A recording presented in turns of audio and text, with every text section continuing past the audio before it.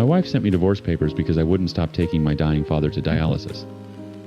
I signed them without a single phone call. She expected me to beg. Instead, I felt the deepest relief of my entire life. So here's the short version. My father was dying. My wife demanded I abandon him because he'd supposedly disowned me years ago.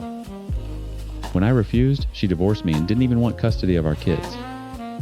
Turns out my father never actually cut me from anything, and the inheritance she called worthless was worth over $1 million.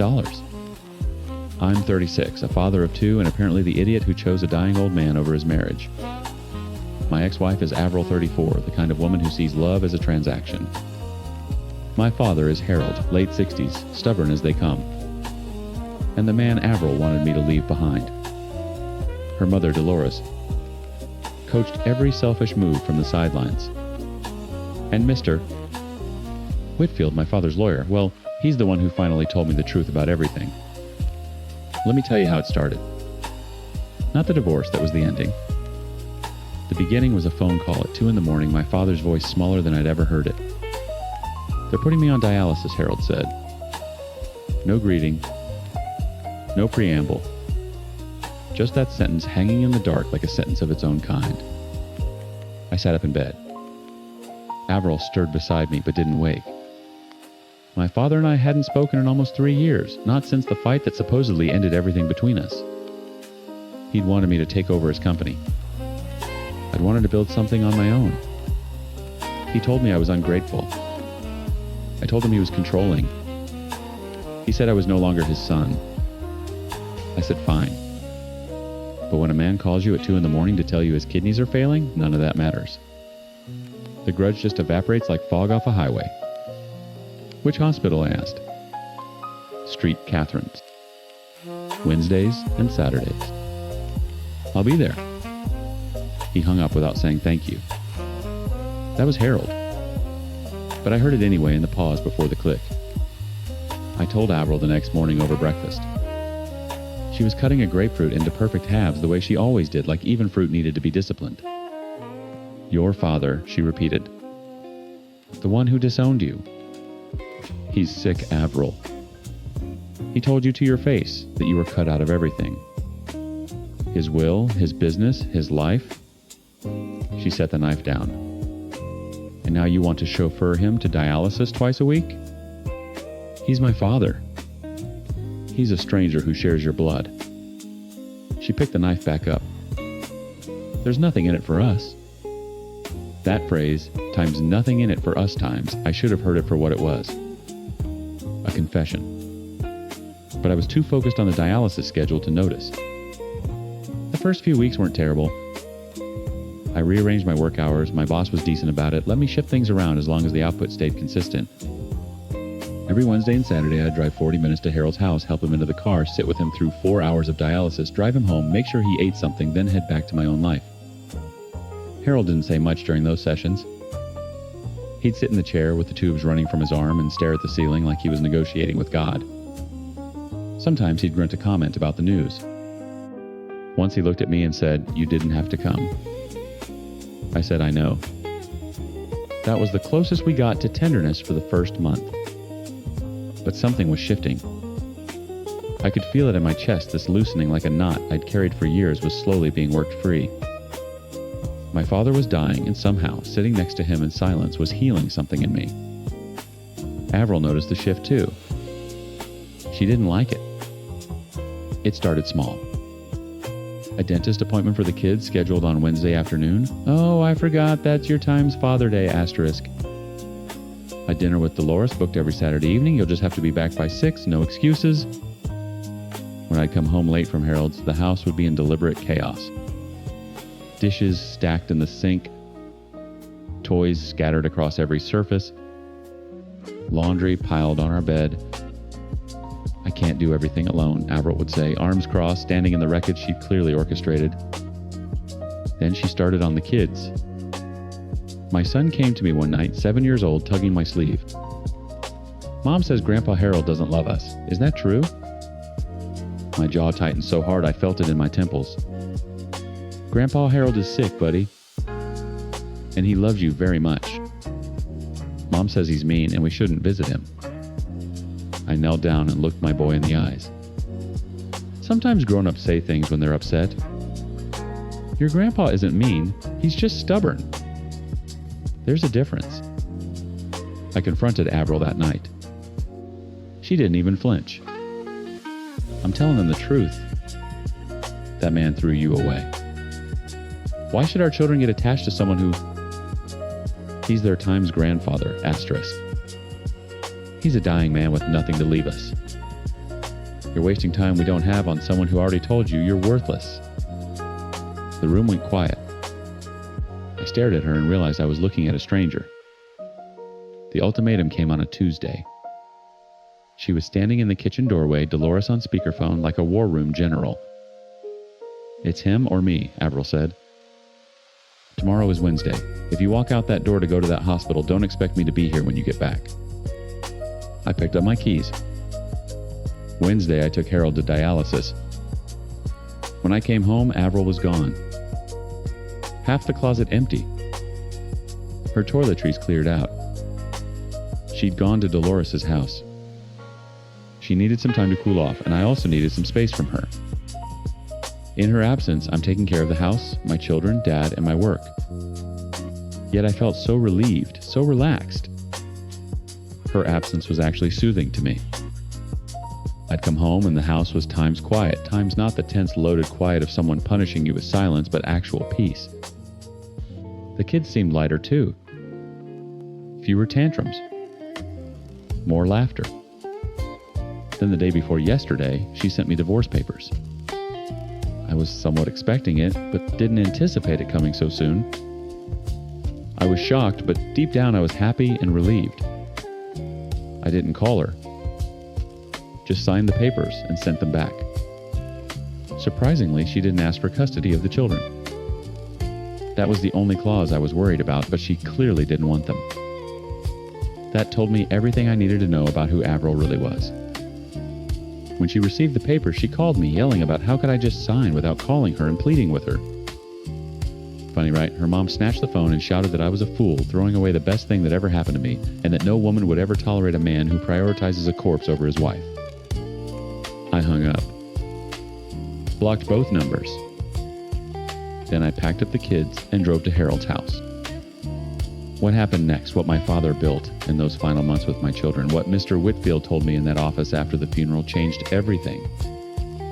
But I wasn't ready for any of it, not yet.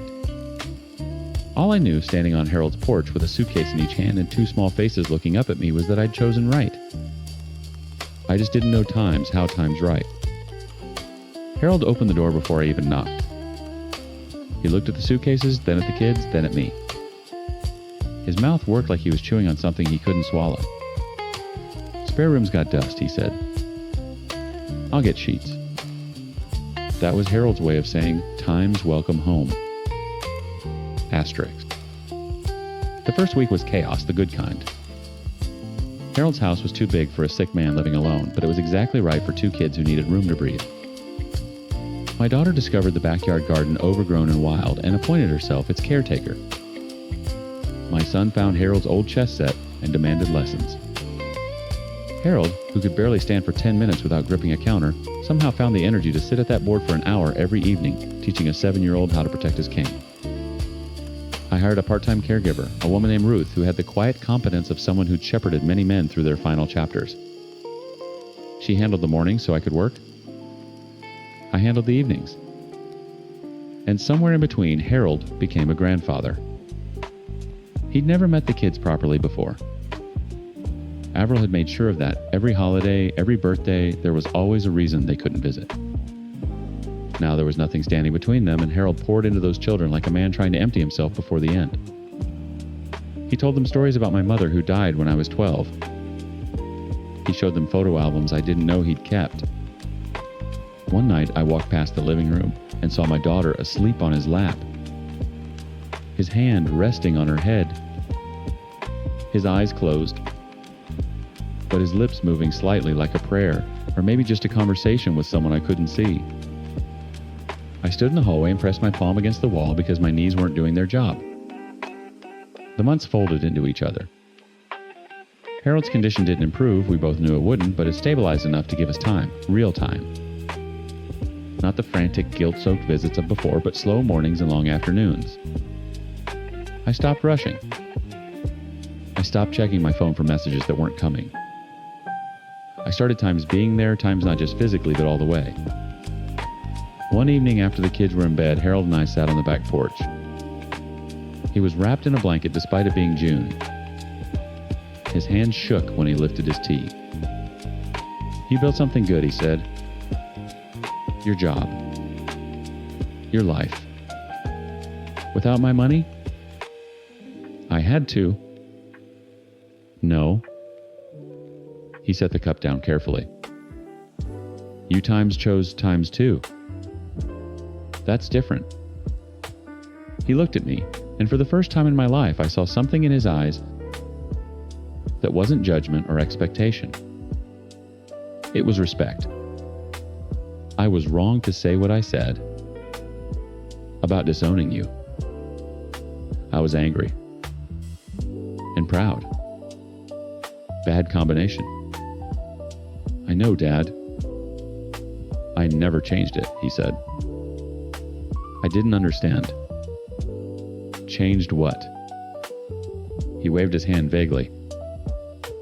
"Whitfield knows. When the time comes." I didn't press. He was tired, and I'd learned that the most important conversations with Harold happened in fragments, pieces you had to assemble later after he was gone.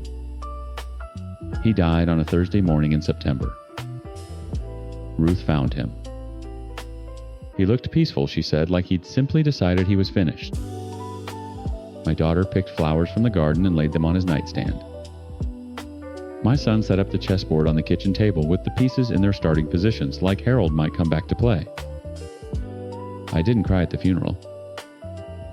I cried 3 days later alone in his room, holding a flannel shirt that still smelled like him.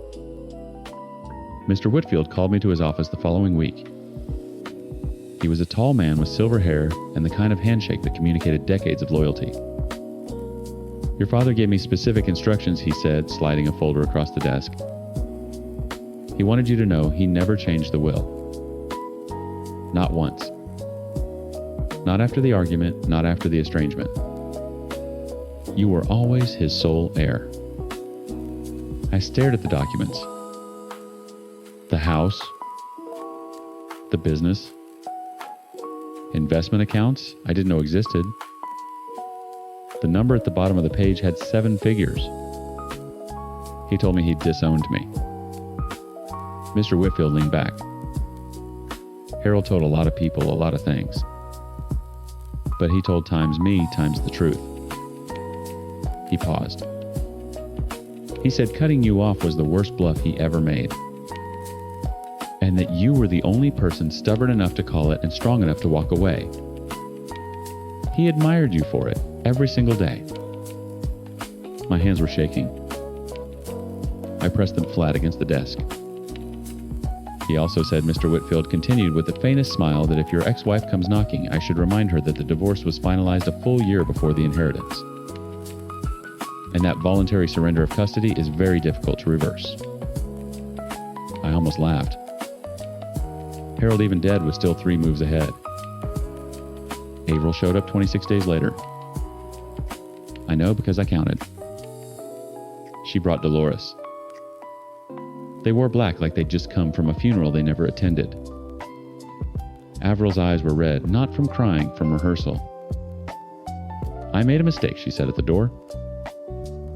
"I was scared and confused, and You didn't ask for custody of your children, Avril." She blinked. Recalibrated. "I knew they were safe with you. I was, times selfless, times enough to... You called my dying father a corpse." Dolores stepped forward. "Now listen here. She's still the mother of..." She surrendered that claim in writing. Mr. Whitfield has the file. Avril's mask cracked. The tears dried up like they'd been turned off at a faucet. I'm entitled to half of that estate. We were married times when We were divorced. A year before. You made sure of it. She stared at me, and I saw it, the calculation behind her eyes, the spreadsheet running the columns, not adding up. She opened her mouth. Closed it. Opened it again. You planned this, she whispered. No, Avril. I just loved my father. That's the part you could never account for. I closed the door. Next month, I'm taking the kids to the Bahamas. My daughter wants to see the ocean. My son wants to build a sandcastle as big as Grandpa's house. I told him we'd try. I took over Harold's company last week. Sat in his chair. Found a photo in the top drawer, me at 16 holding a trophy from a science fair he never mentioned attending. He was in the background of the shot, barely visible, standing behind the bleachers. Watching. Always watching. I set the photo on the desk where I could see it and got to work.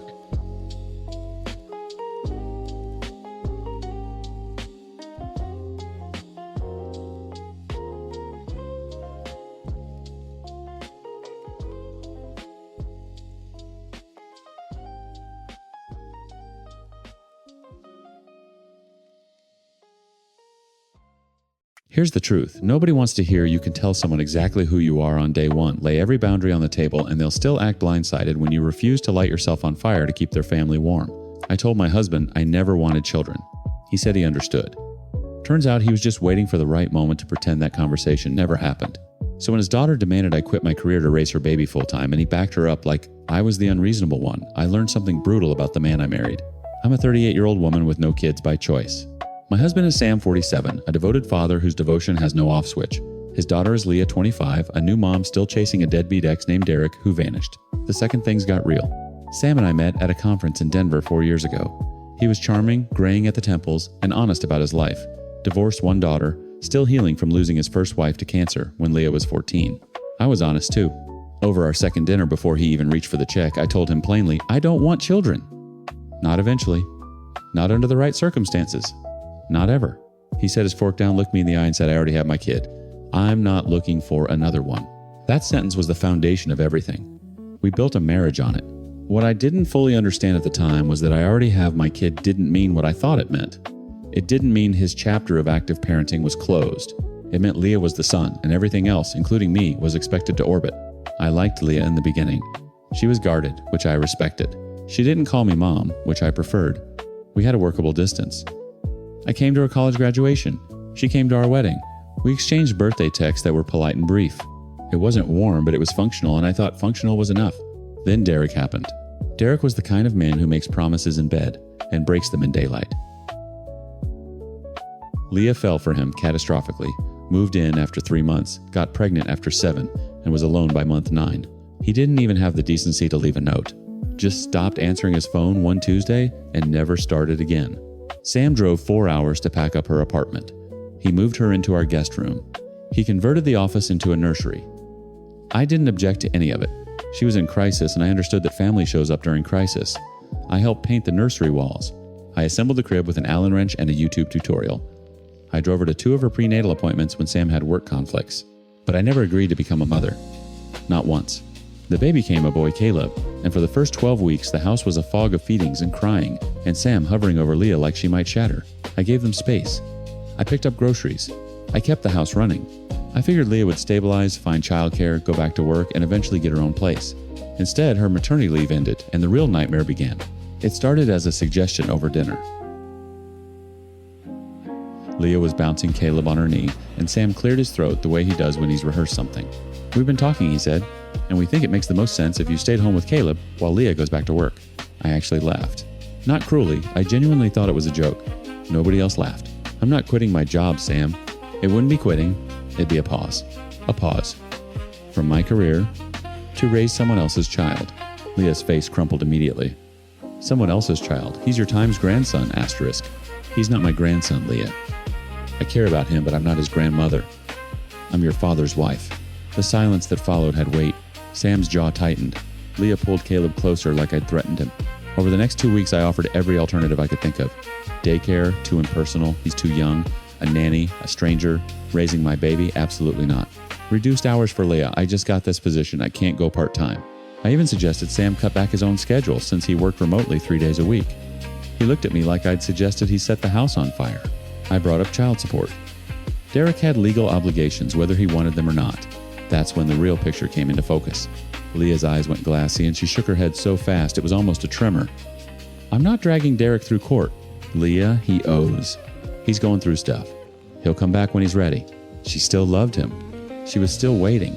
Filing for child support would mean admitting Derek wasn't coming home, and she couldn't do that.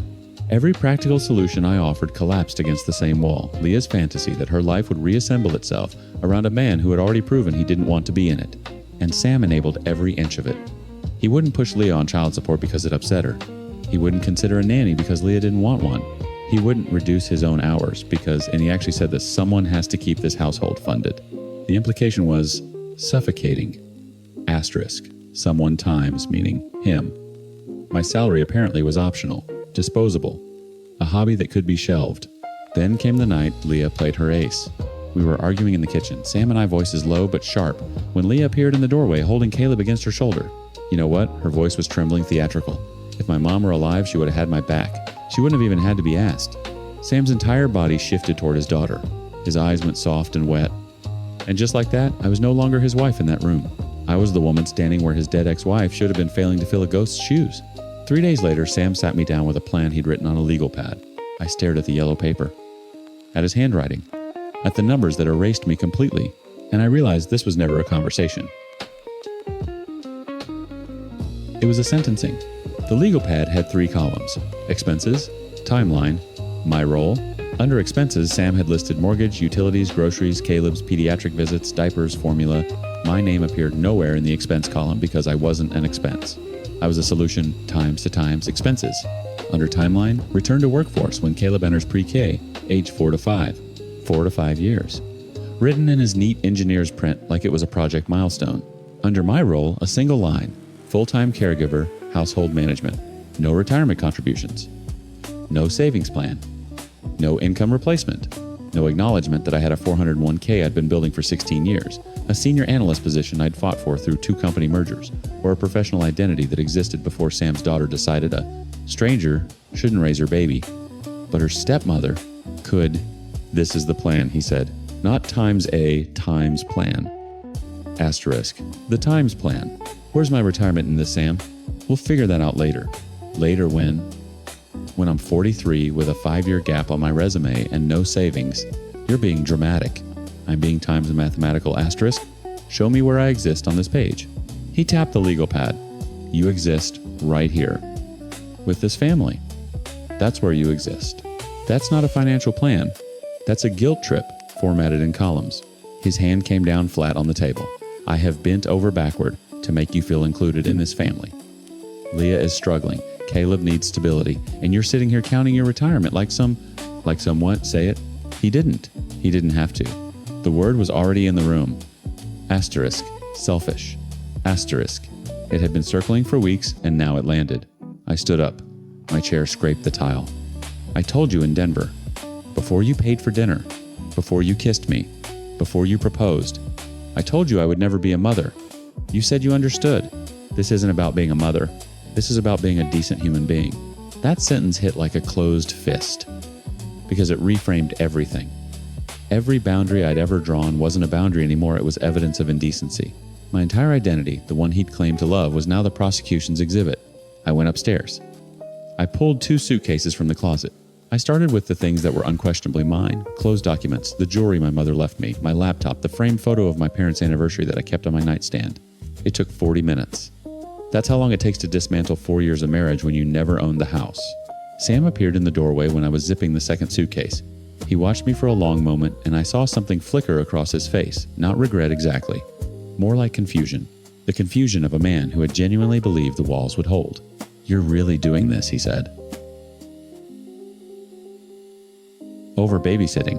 I almost screamed. I swallowed it. You wrote a plan where I don't exist, Sam. You handed me a piece of paper that erases my career, my savings, my future, and my autonomy, and you called it times babysitting asterisk.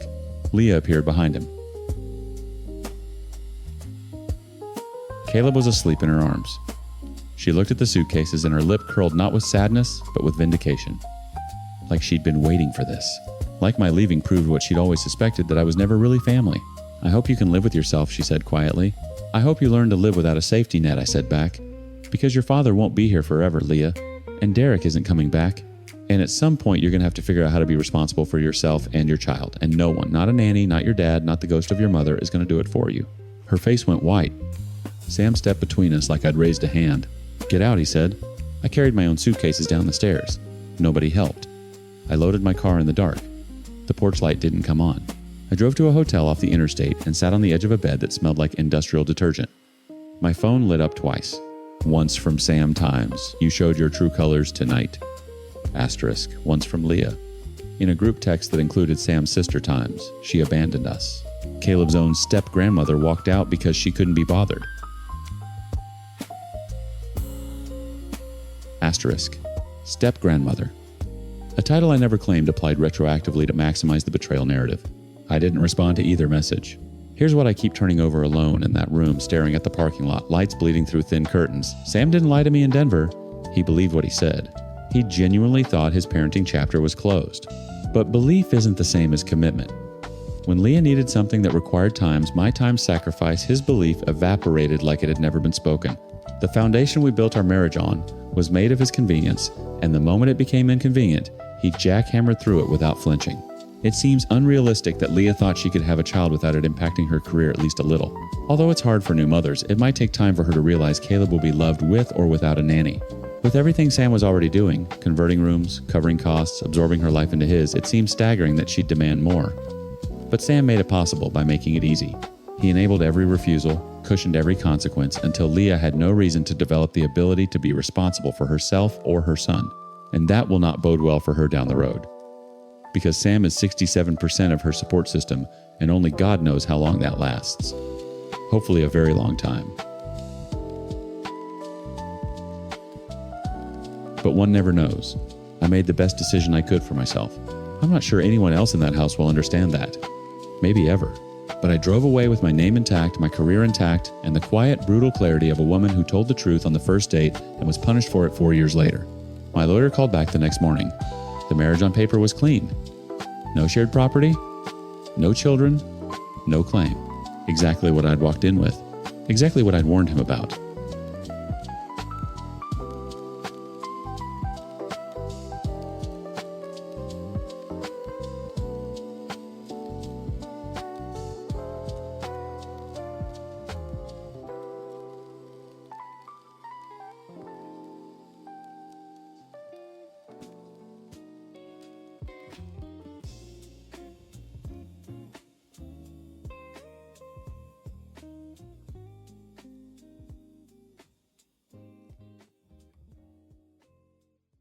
The woman I married made me fall in love with a lie so perfectly constructed that the very thing I admired most about her was the trap itself. My wife spent our entire marriage funneling every dollar I earned into her niece's future, while our relationship slowly starved to death. And when I finally hired a PI to understand why she was so obsessed, what I found didn't just end my marriage, it made me question whether any part of it was ever real. I'm a 34-year-old guy from a small town trying to make it work in the city. My wife is Harper, 28, 2 jobs, 0 transparency. The kid at the center of everything is Simi, 6 years old, supposedly Harper's niece.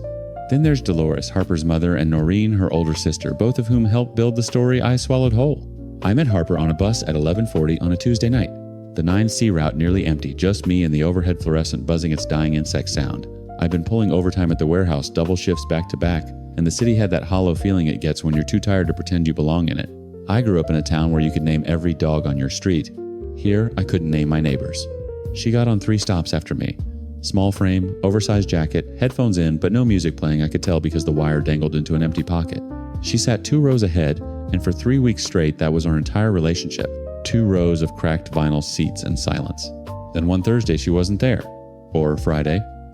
Or the following Monday. When she reappeared on Tuesday, I said the dumbest thing. "You okay? I noticed you were gone." She turned around, and her face did something complicated, surprise folding, into relief, folding into the smallest smile I'd seen on anyone in that city. "You noticed? That was it. That was the whole beginning. We talked on the bus for 2 months before I asked for her number. She told me about growing up rural, about moving to the city for work, about how she picked up a second job waitressing on weekends because she was helping raise her sister Noreen's daughter. Noreen had gone through a brutal divorce, she said. The father vanished. Noreen was struggling, uneducated, barely functional some days, so Harper stepped in. Simmy's only 4, she told me one night, her voice doing that soft thing it did when she talked about the kid. Someone has to show up for her. I remember my chest tightening. Not in a bad way. In the way that happens when you see something good and real in a world that keeps showing you the opposite. Here was a 26-year-old woman working 2 jobs, riding a late-night bus home, and her primary concern was a little girl who wasn't even hers. I compared her to every woman I'd met since moving to the city. The ones who wanted restaurants I couldn't afford. The ones who measured men by car models. Harper measured herself by whether Simmy had new shoes for school. I proposed after 11 months. She cried. Simmy threw rice at us at the courthouse and missed entirely hitting the clerk. We laughed until our stomachs hurt. The first year was tight but functional.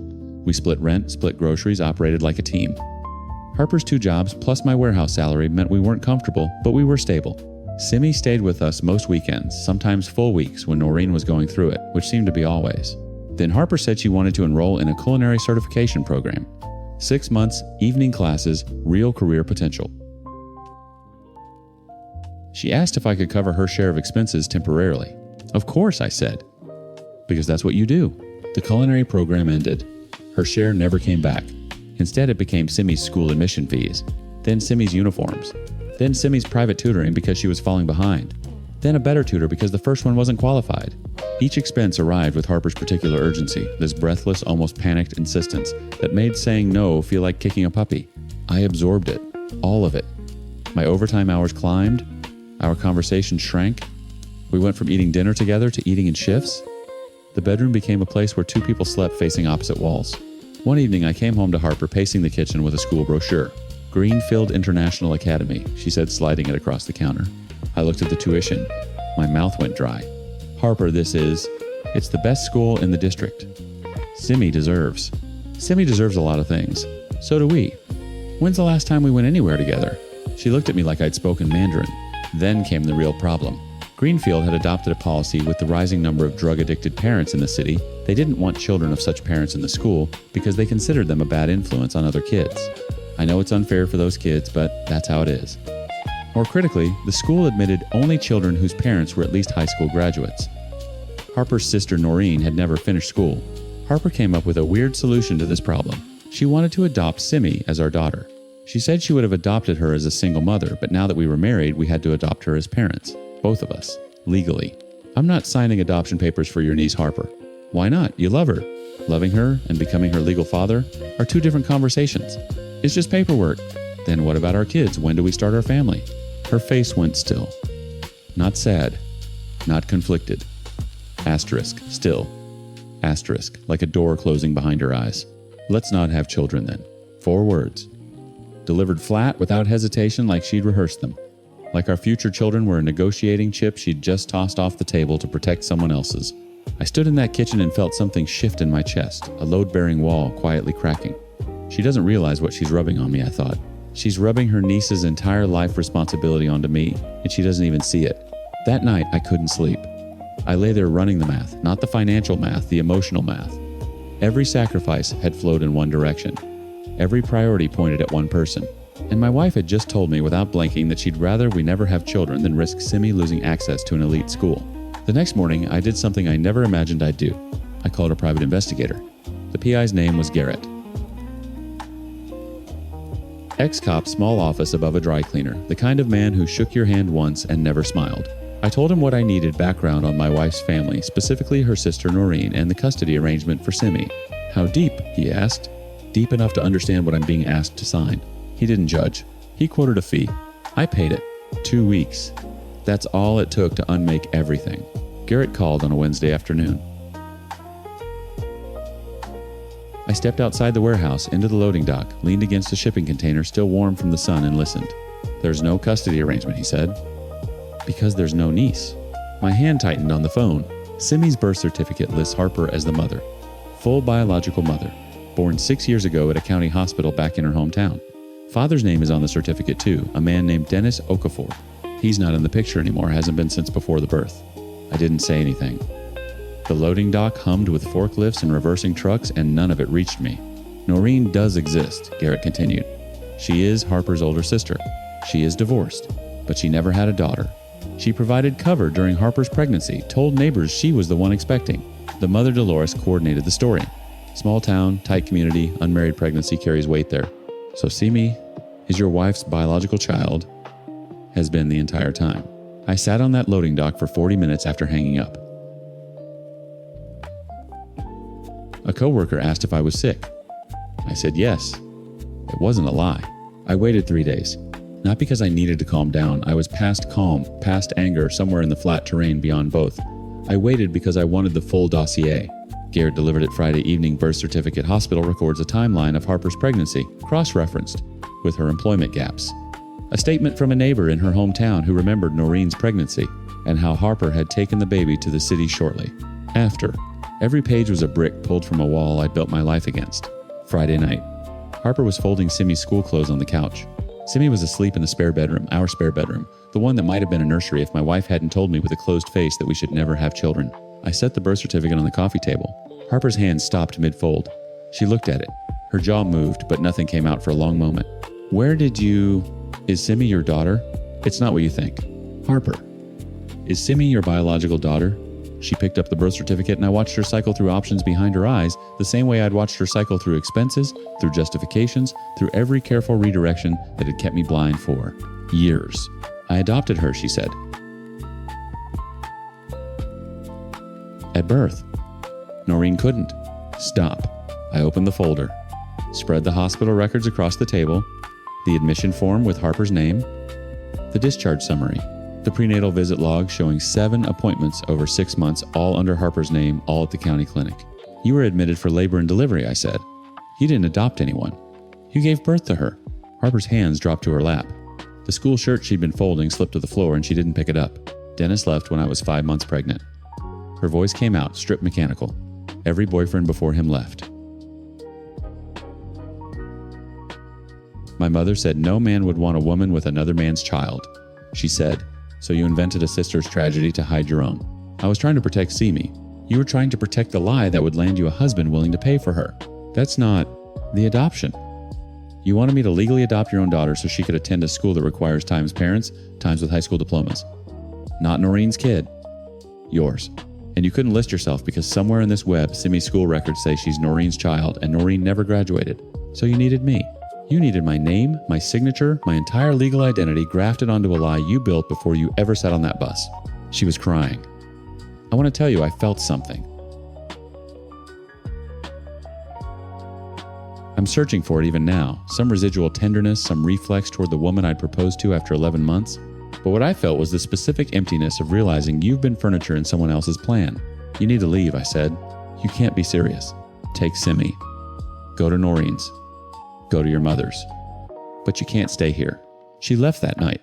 Simi woke up confused, clutching a stuffed rabbit, and Harper carried her out without looking back. The divorce papers arrived at her mother's house on a Monday. Harper called within the hour. Over times, her voice was incredulous. I never cheated on you. I never touched another man. And you're divorcing me over paperwork. Paperwork. She called it paperwork. An entire fabricated identity, a fake family structure, a manufactured backstory, a premeditated adoption scheme designed to cement the deception legally, and she reduced it to times paperwork, asterisk. Dolores called next, weeping. Please don't do this. You'll make both my daughters divorced women. People will talk. Please. I hung up. Not out of cruelty. Out of the recognition that this family had built a machine designed to process my compassion into compliance. And even now, even times caught times, they were pulling the same levers. Harper contested the divorce for a month. Then she signed. I expected grief. What came instead was something closer to the feeling of stepping outside after being in a room with no windows. Not joy, just air. Just the sudden, startling presence of oxygen where there had been none. I think about that bus sometimes. The 9C, the fluorescent buzz, the 2 rows of cracked vinyl between us. I think about how I fell in love with a woman's devotion to a child and never once questioned the story that framed it. The devotion was real, I'll give her that. Harper loved Simi with everything she had. But she loved her enough to build a lie so complete that it consumed a marriage, a man's savings, and 3 years of someone else's life. Run the check before you fall. Not because love is transactional, but because the person you trust most may be the one most invested in your ignorance. And by the time you see clearly, the cost is already yours.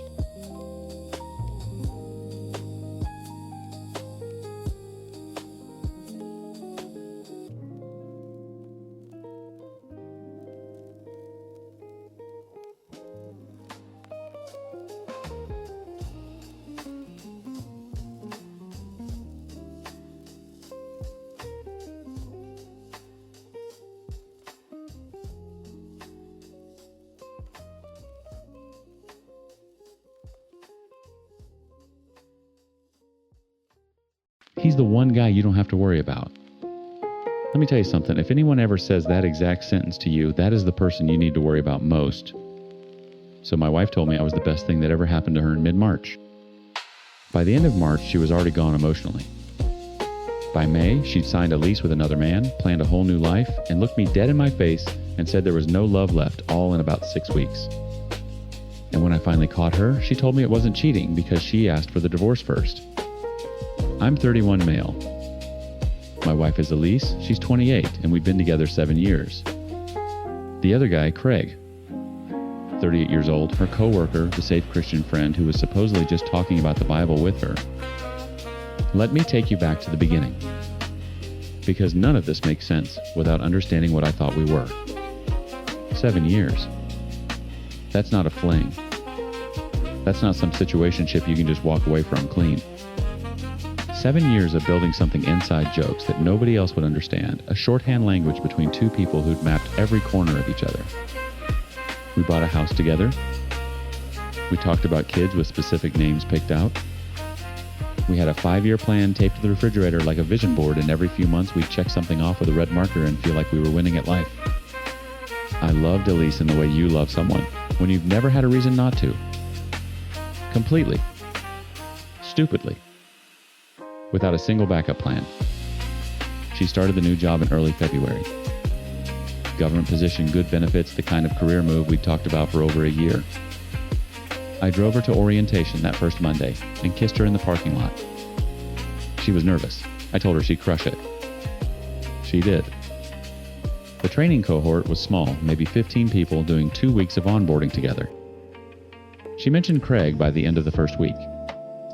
Not in any way that raised a flag. Just Craig said something funny at lunch, or Craig's been in the field for 12 years, he knows everything. Normal coworker stuff. I didn't think twice. Then the texting started. I'm not someone who monitors phones. Never have been. But when your wife is sitting next to you on the couch at 10 p.m. and her screen is lighting up every 45 seconds, you notice. When she tilts it slightly away from you, not dramatically, not obviously, just slightly time, something in your chest tightens before your brain even catches up. I brought it up the first time casually. You and Craig talk a lot, huh? She barely looked up. He's going through a divorce. I'm just being supportive. We talk about faith stuff mostly. The second time was mid-March. The texting hadn't slowed. If anything, it had escalated. Full conversations happening in real time while I was sitting right there. Elise, I need you to hear me. The volume of this is making me uncomfortable. That's when she hit me with it. She put her phone down, looked at me with these soft, almost pitying eyes and said, "Babe, he's the one guy you don't have to worry about. He's a Christian. We literally talk about scripture. If it bothers you, I'll stop." And here's the trap. She offered to stop times, knowing times I wouldn't ask her to. Because what kind of controlling husband tells his wife she can't have a friend? What kind of insecure man can't handle his wife texting a coworker? She knew exactly who I was. She knew I'd say, "No, it's fine, I trust you." And I did. I said those exact words. 3 days later, 3 days, she sat on my lap in the kitchen, put both hands on my face, and told me I was the best thing that ever happened in her life. I can still feel her palms on my jaw. I can still smell her shampoo. That memory doesn't feel real anymore, like it belongs to someone else's marriage. She left for a month-long training at the end of March. Different city residential program. We'd known about it for months. The first week was fine. FaceTime every night. I miss you. I love you. The usual rhythm of two people who'd done distance before and survived it. The shift happened in week 2. The calls got shorter. Then she started picking fights about things we'd never fought about. Out of nowhere, where do you even see us in 5 years? Do you think we're actually growing? The words didn't sound like her. They had a cadence I didn't recognize, like she was quoting someone else's therapy homework. I asked if she was okay. She said she needed space to think. Space to think? My stomach dropped through the floor, but I gave it to her. Because that's what a good partner does, right? Respects, boundaries. I told myself she was stressed, overwhelmed by the new job away from home. I told myself my own struggles with anxiety that month had probably put pressure on her. I was bending over backward to make this my fault. Then came the FaceTime call. She was sitting on a hotel bed.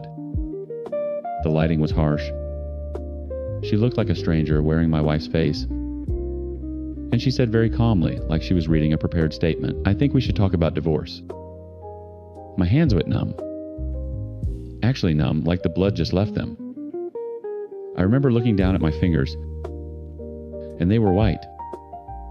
At least, what are you? Where's this coming from? I love you, but it's not the same. It hasn't been the same. Since times when asterisk, silence. Then I don't know.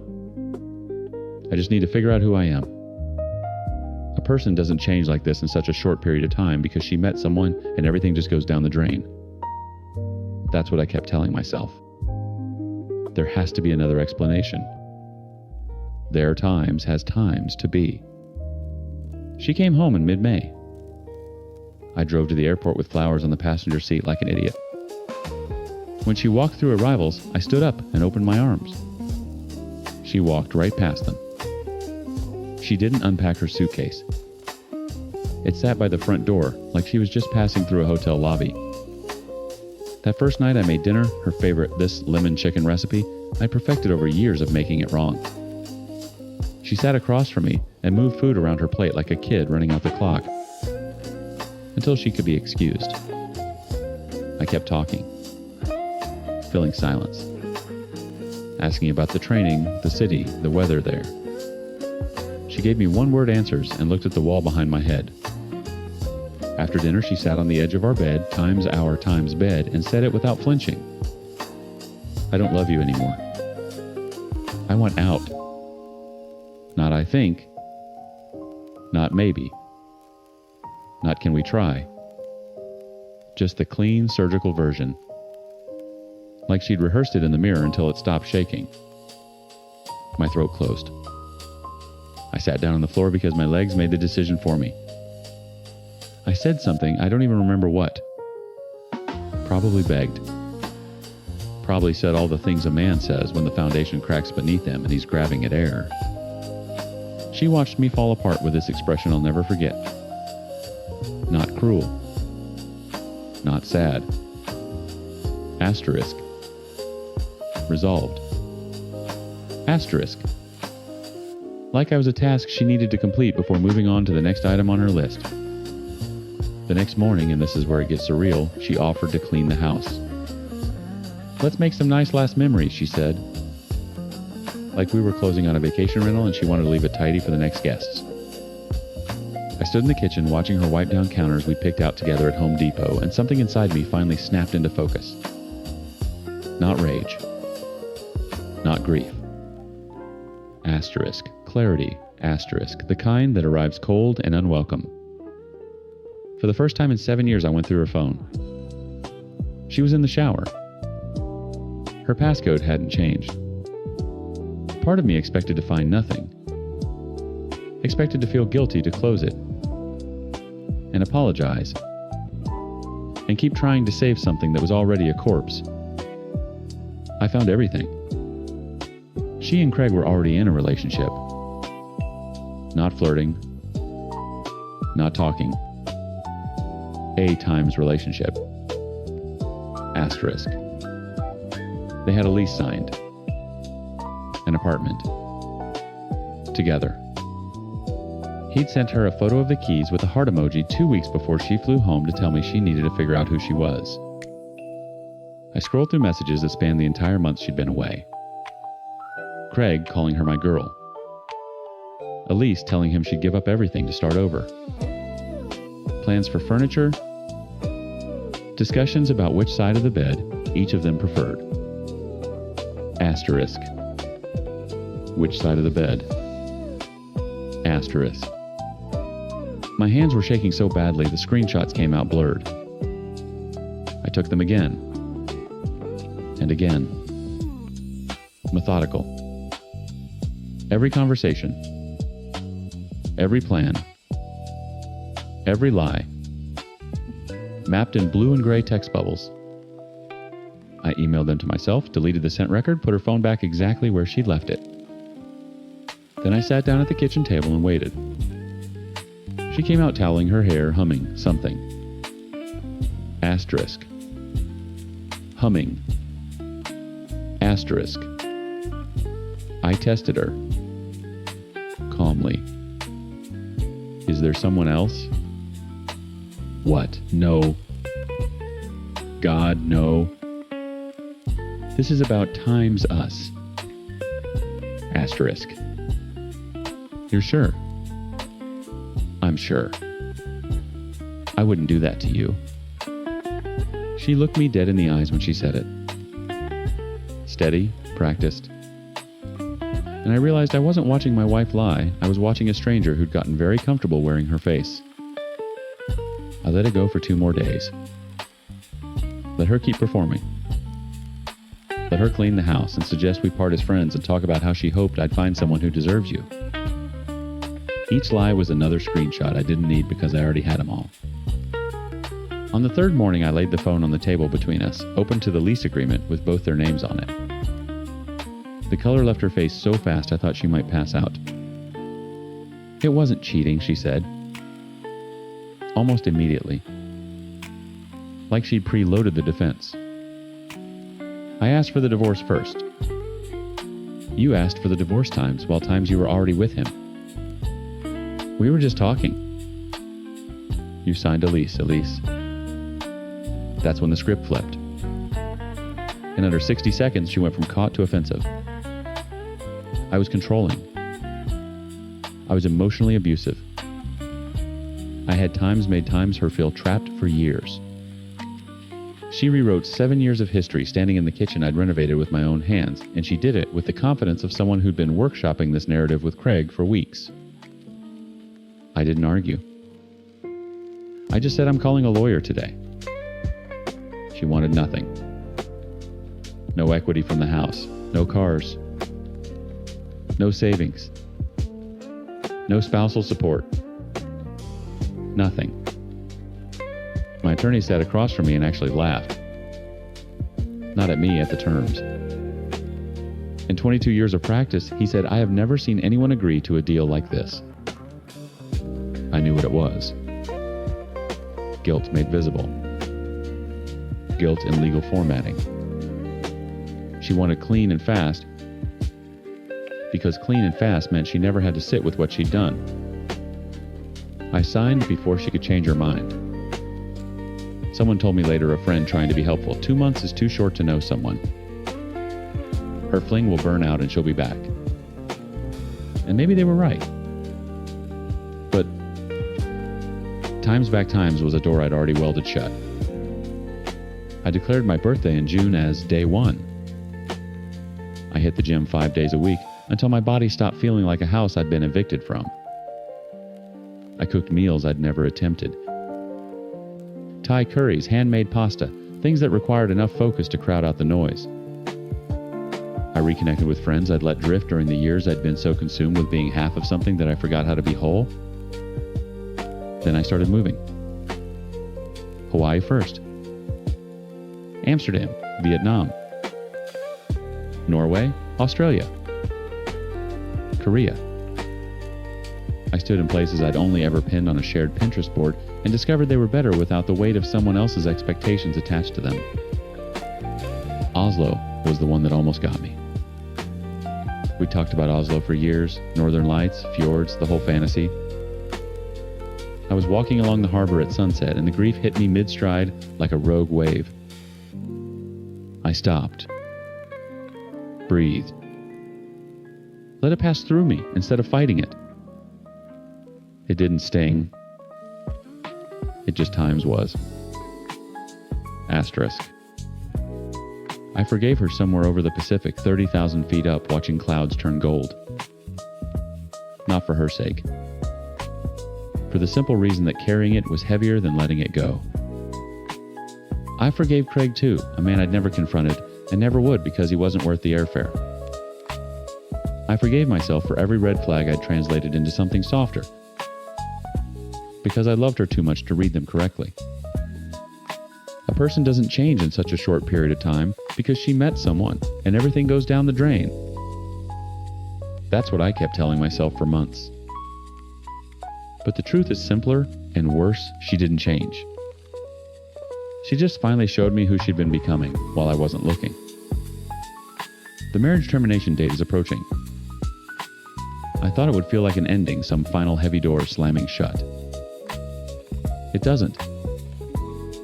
It feels like paperwork catching up to a life that already started over. Day 1 was June. Everything since has been the life I didn't know I was supposed to be living.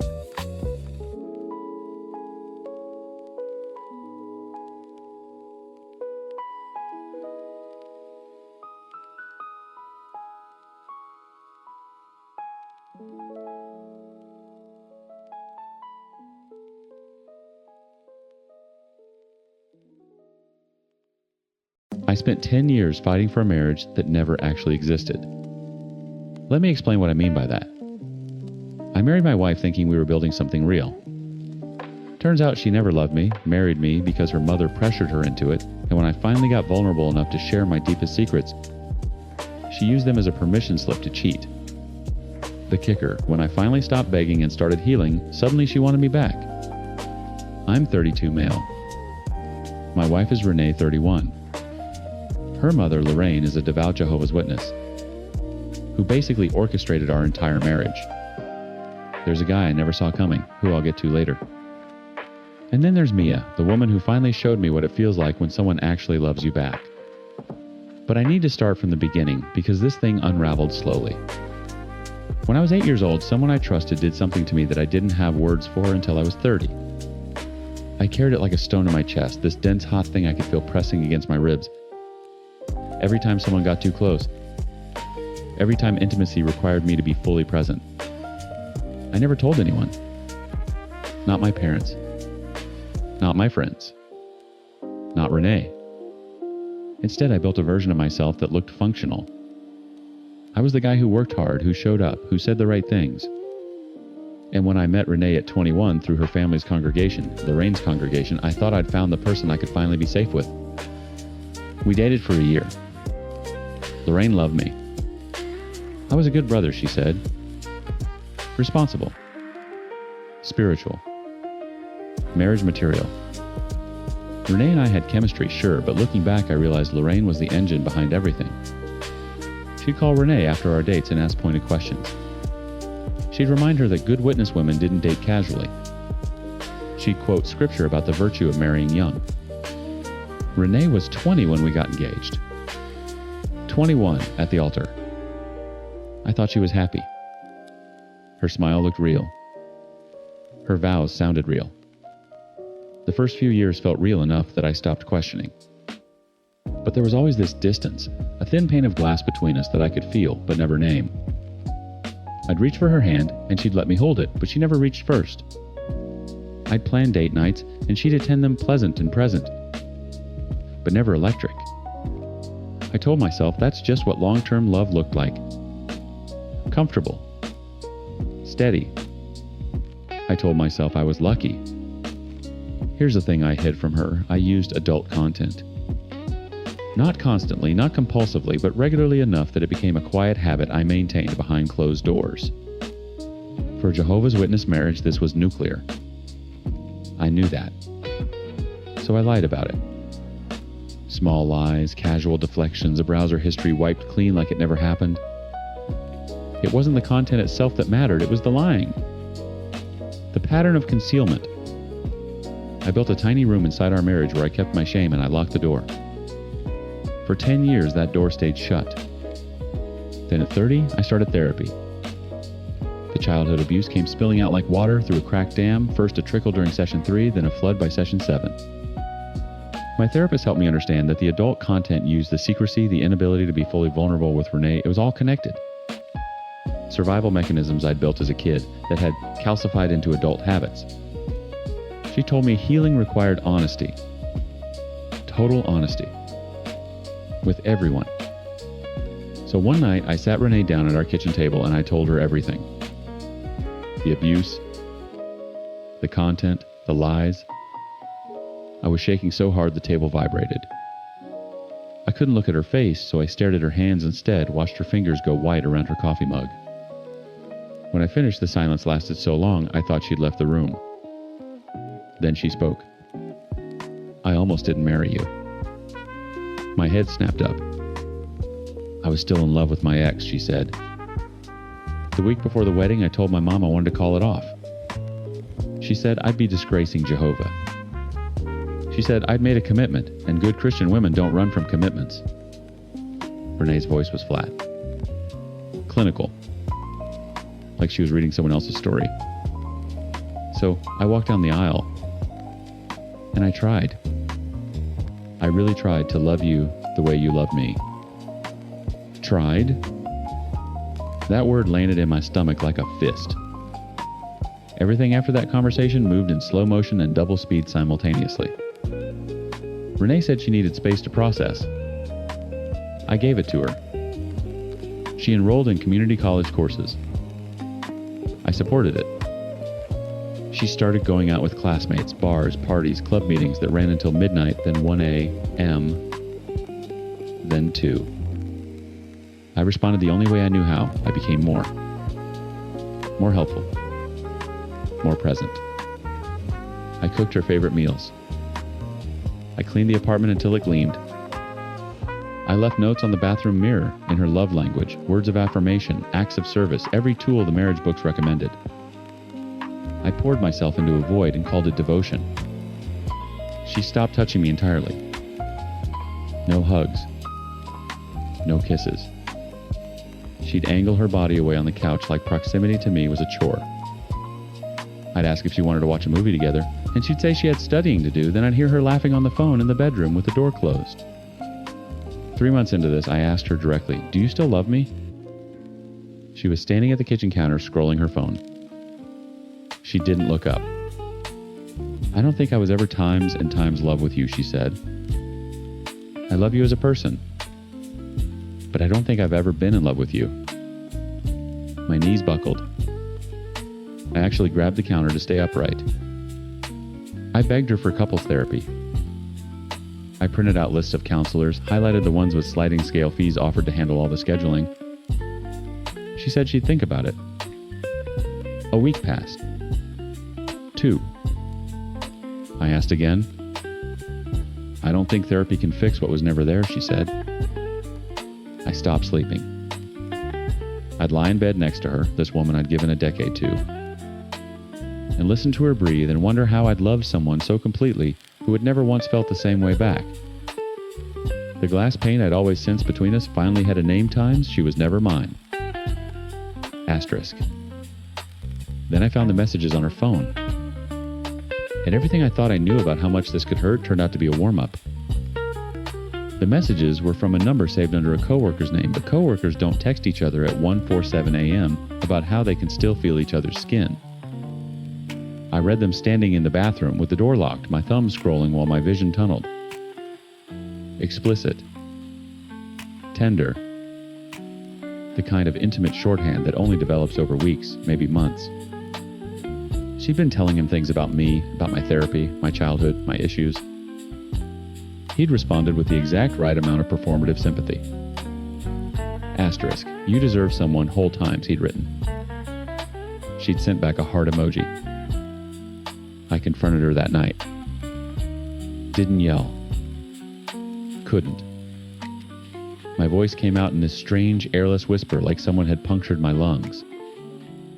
Who is he? It's not what you... Renee. Who is he? She told me. A guy from one of her college clubs. She said it had only gotten physical once. The messages said otherwise. She cried. She said she'd stop. I washed her face and tried to find the woman I'd married and couldn't locate her anywhere. She stopped for 11 days. I counted them like a man counting steps across a frozen lake listening for cracks. On day 12, I saw his name light up her phone screen while she was in the shower. She changed his contact name but used the same heart emoji next to it. When I confronted her again, she turned it on me. Maybe if you'd been more affectionate after everything came out. I told you I was times sexually abused as a child, times Renee. And I needed time to process that, and instead of giving me space, you smothered me in I. You were already talking to him before I told you anything. She went quiet. The math didn't work, and she knew it. The timeline of those messages predated my confession by at least 3 weeks. She'd started reaching for someone else while I was still rehearsing how to be honest with her. We separated under the same roof because neither of us could afford to leave. 6 months. 180-some days of passing each other in the hallway, like ghosts, occupying different dimensions of the same haunted house. She slept in the bedroom. I slept on the couch. She'd come home smelling like cologne that wasn't mine, and I'd lie there in the dark, cataloging the scent like evidence I'd never use. Darius. I never said his name out loud, but I learned it. He was in his 30s, recently divorced himself, and apparently ready to play house with someone else's wife. Renee started packing boxes. Casual at first, a few books, some clothes. Then the kitchen items she'd brought into the marriage. Then the photos off the walls, leaving pale rectangles on the paint like surgical scars. I'm getting my own place, she said. You're moving in with him. It's not a relationship. You're moving in with him, Renee. She didn't deny it a second time. During those 6 months, I came closer to not surviving than I'd been since childhood.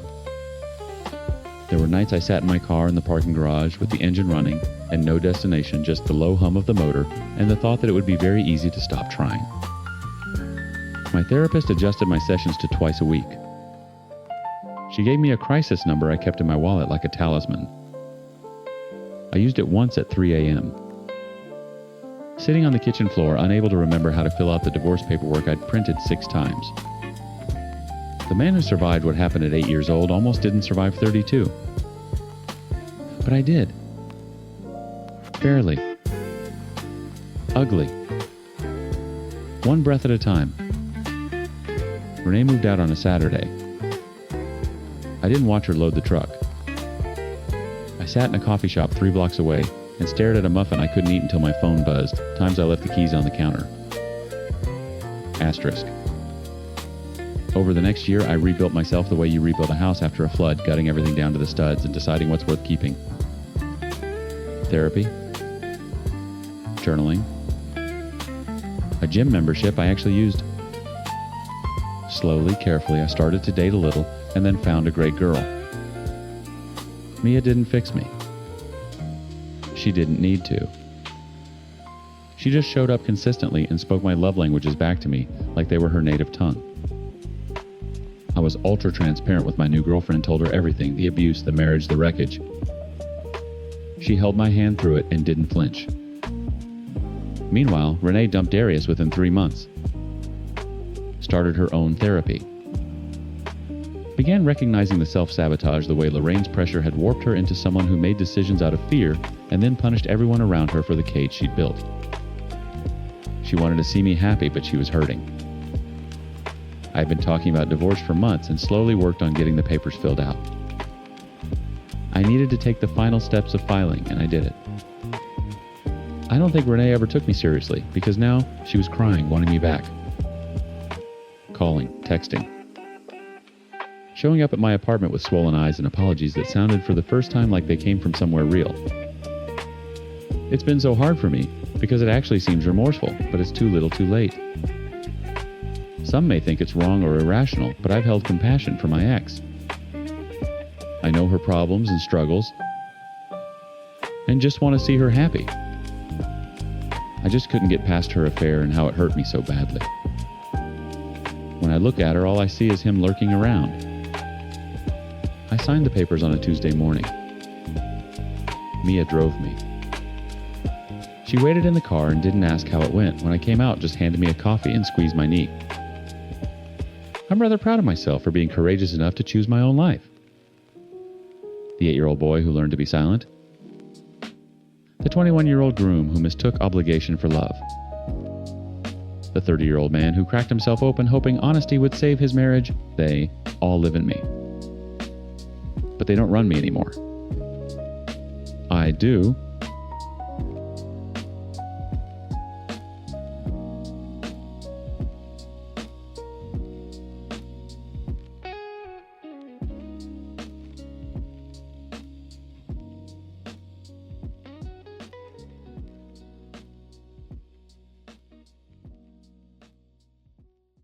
I know what you think of me.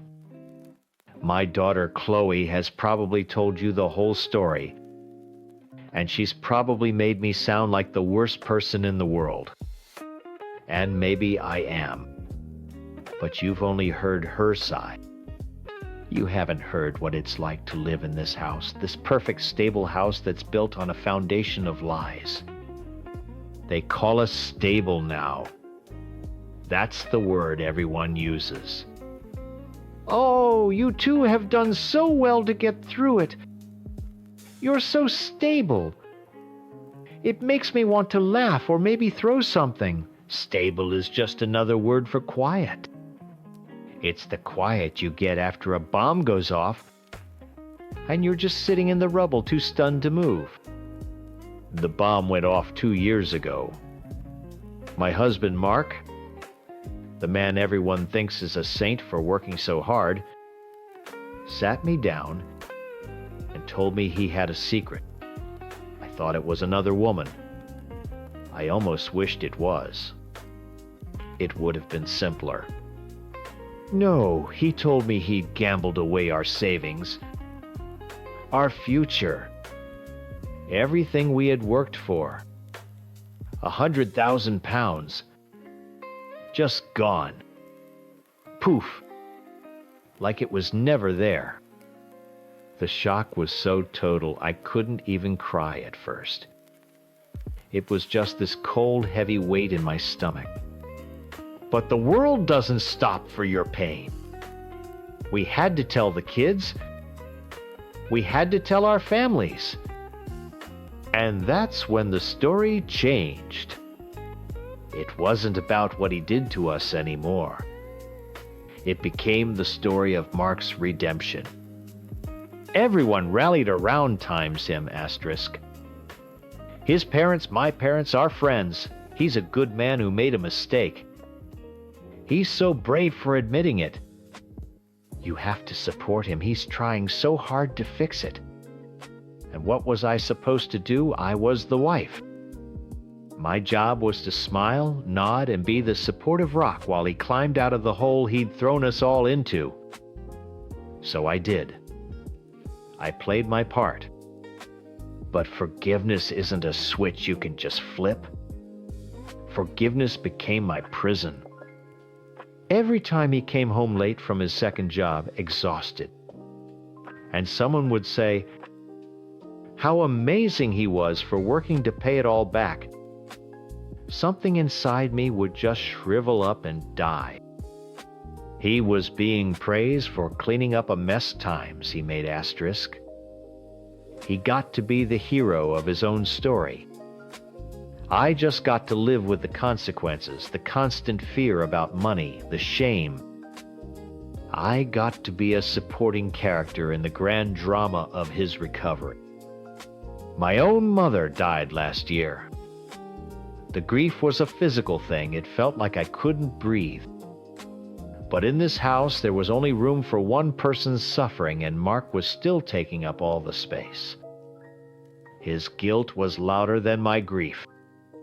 So I packed my sadness away, just like I packed away my anger. That's when the drinking got worse. A glass of wine with dinner turned into 2, then 3. It was the only thing that could blur the edges of my life. It turned down the volume on the silence in our house. Mark and I didn't talk anymore. Not really. We'd talk about bills, about Chloe, about what to have for dinner. But the laughter was gone. The easy comfort was gone. He'd walk into a room and all the air would just get sucked out. The wine helped me pretend I couldn't feel it. And then someone else started talking to me. It started innocently. Just a few texts from an old colleague I ran into. He was funny. He asked about my day. He didn't know me as Mark's wife, the poor woman whose husband gambled their life away. He didn't see the tired, resentful woman I saw in the mirror. He just saw me. He told me I was beautiful.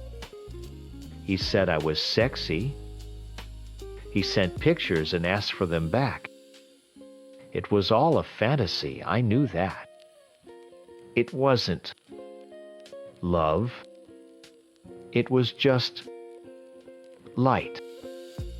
A tiny secret flicker of light in a very dark room. My phone became my escape. It was the one place in the world that was only mine where someone desired me instead of pitying me. Tonight, the wine was doing its job perfectly. I was on the sofa, feeling warm and floaty, smiling at a stupid joke he'd sent me. I was in my little secret world, a world where I wasn't a failure or a victim. I felt a shadow pass over me and looked up. It was Chloe. She was standing in the doorway to the kitchen just watching me. She's been looking at me like that for months. Like I'm a puzzle she can't solve, or maybe one she's already figured out and doesn't like the answer to. I saw the disgust on her face before she could hide it. I instinctively angled my phone away from her, my heart thumping. It felt like an invasion. Her judgment was a physical thing pushing into my private space. She didn't move. She just stood there, her arms crossed. "Who are you always texting?" she asked.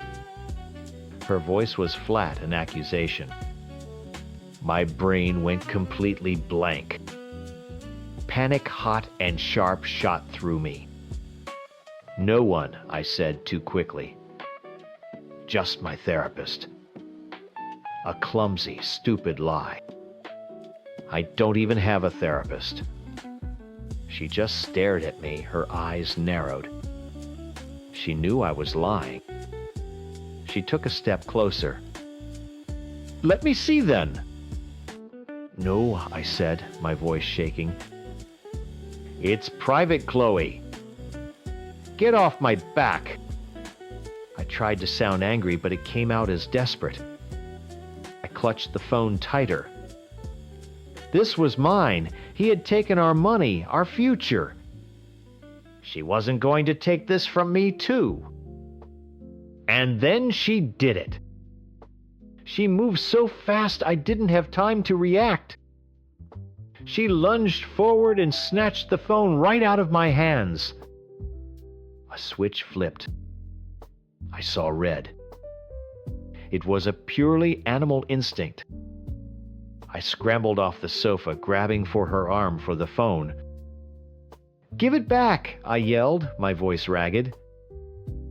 "Give it back to me right now." We stumbled a clumsy, ugly dance in the middle of the living room. I wasn't trying to hurt her. I was just trying to get my lifeline back.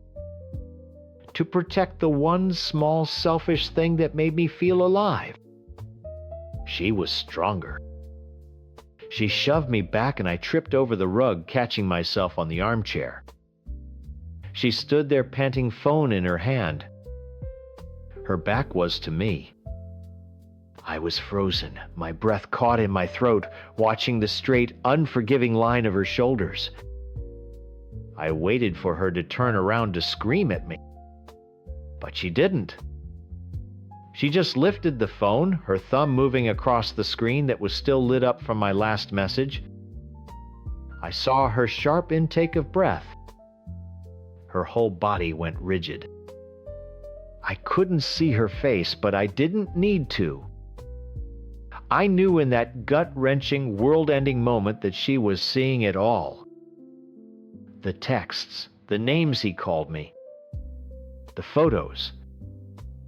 My secret was no longer mine. The silence in the room was so loud it felt like my ears were ringing. It couldn't have been more than a few seconds, but it stretched on forever. I watched her shoulders, how they shook just once. Then she slowly turned around. The look on her face, it wasn't just anger. It was disgust. It was the same look I'd seen her give Mark just once, right after he told us about the gambling. A look that said times, "I don't even know who you are anymore." Asterisk. "Mom." Her voice was a whisper. It cracked. "What is this? Who is this?" She held the phone out, like it was a dead thing she'd found. I couldn't speak. The whine, the panic, the shame, it was all a thick sludge in my throat. I just stared at her, my mind screaming for the right words, but nothing came out. And then the performance started. Her face crumpled. A huge theatrical sob ripped out of her, the kind that's meant to be heard. She clutched her stomach as if she'd been physically wounded. "How could you?" she wailed, her voice rising with every word. "How could you do this to Dad? After everything times he's done to fix this family." She was choosing a side. Right there in that moment. She wasn't my daughter horrified for her mother. She was his defender accusing me. And something inside me, something that had been quietly rotting for 2 years, finally snapped. Him, I practically spat the word. "You're worried about times him, asterisk.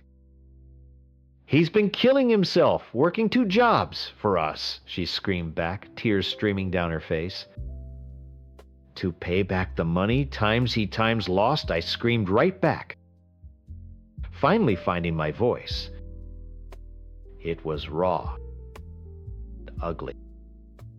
"The money he stole from us, from you and me?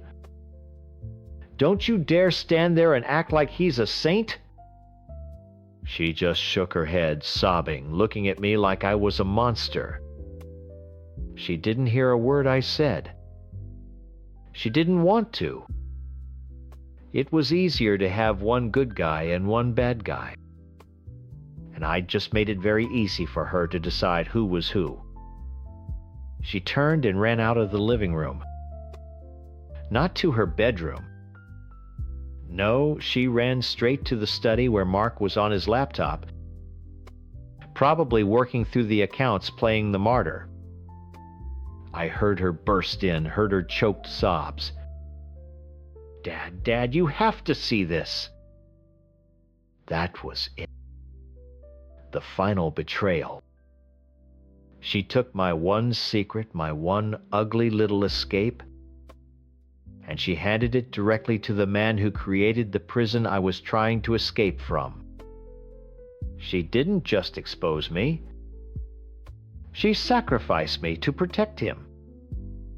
All those years of bedtime, stories, packed lunches, scraped knees, all of it meant nothing. I was the enemy now. I followed her. I don't even know what I was planning to do. Mark was standing up, his face pale and confused Chloe, shoving my phone into his hands. He looked from the phone to me, his expression unreadable. Not angry, just hollow.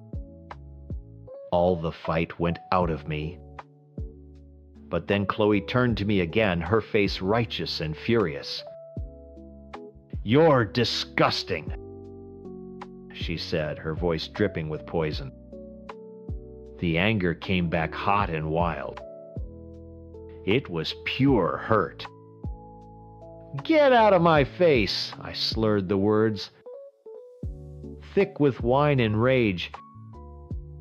"You're such an a-hole, you know that." "What is wrong with you?" she cried. "F off, Chloe. Just F off and leave me alone," I pointed a shaking finger at her. "You have no idea what you've just done." She flinched like I'd hit her. Mark finally spoke, his voice quiet and dead. "Go to your room, Chloe." He didn't look at me. He just kept staring at the phone screen, at the proof of what I was. I turned and walked away. I went to the kitchen and poured another glass of wine. My hands shaking so badly, some of it sloshed onto the counter. I didn't care. I drank it down in 3 gulps and poured another. I could hear them talking in low voices, his deep and rumbling, hers high and hysterical. They were a team now. It was them against me. The next morning, my head felt like it was splitting in two, but that was nothing compared to the gaping hole in my chest. The house was silent. Not the usual quiet, but a heavy, deliberate silence. I found Chloe in the kitchen making toast her back to me.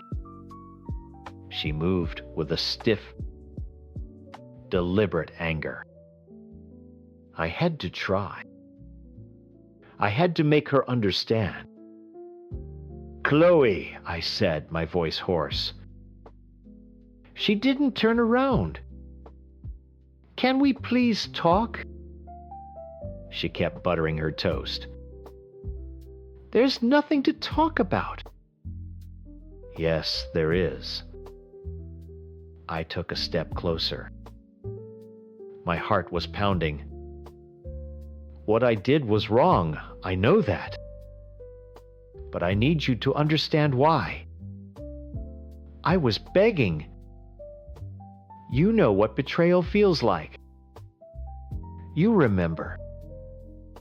You remember how you felt when your dad told us about the gambling? I was hoping she would see the connection, the parallel. I wasn't excusing what I did. I was trying to give it a reason, a source. I was trying to tell her that this sickness in our family didn't start with me. It started with him. She finally turned around, her eyes cold. "Don't you dare," she said, her voice low and dangerous. "Don't you dare compare what you did to what Dad did.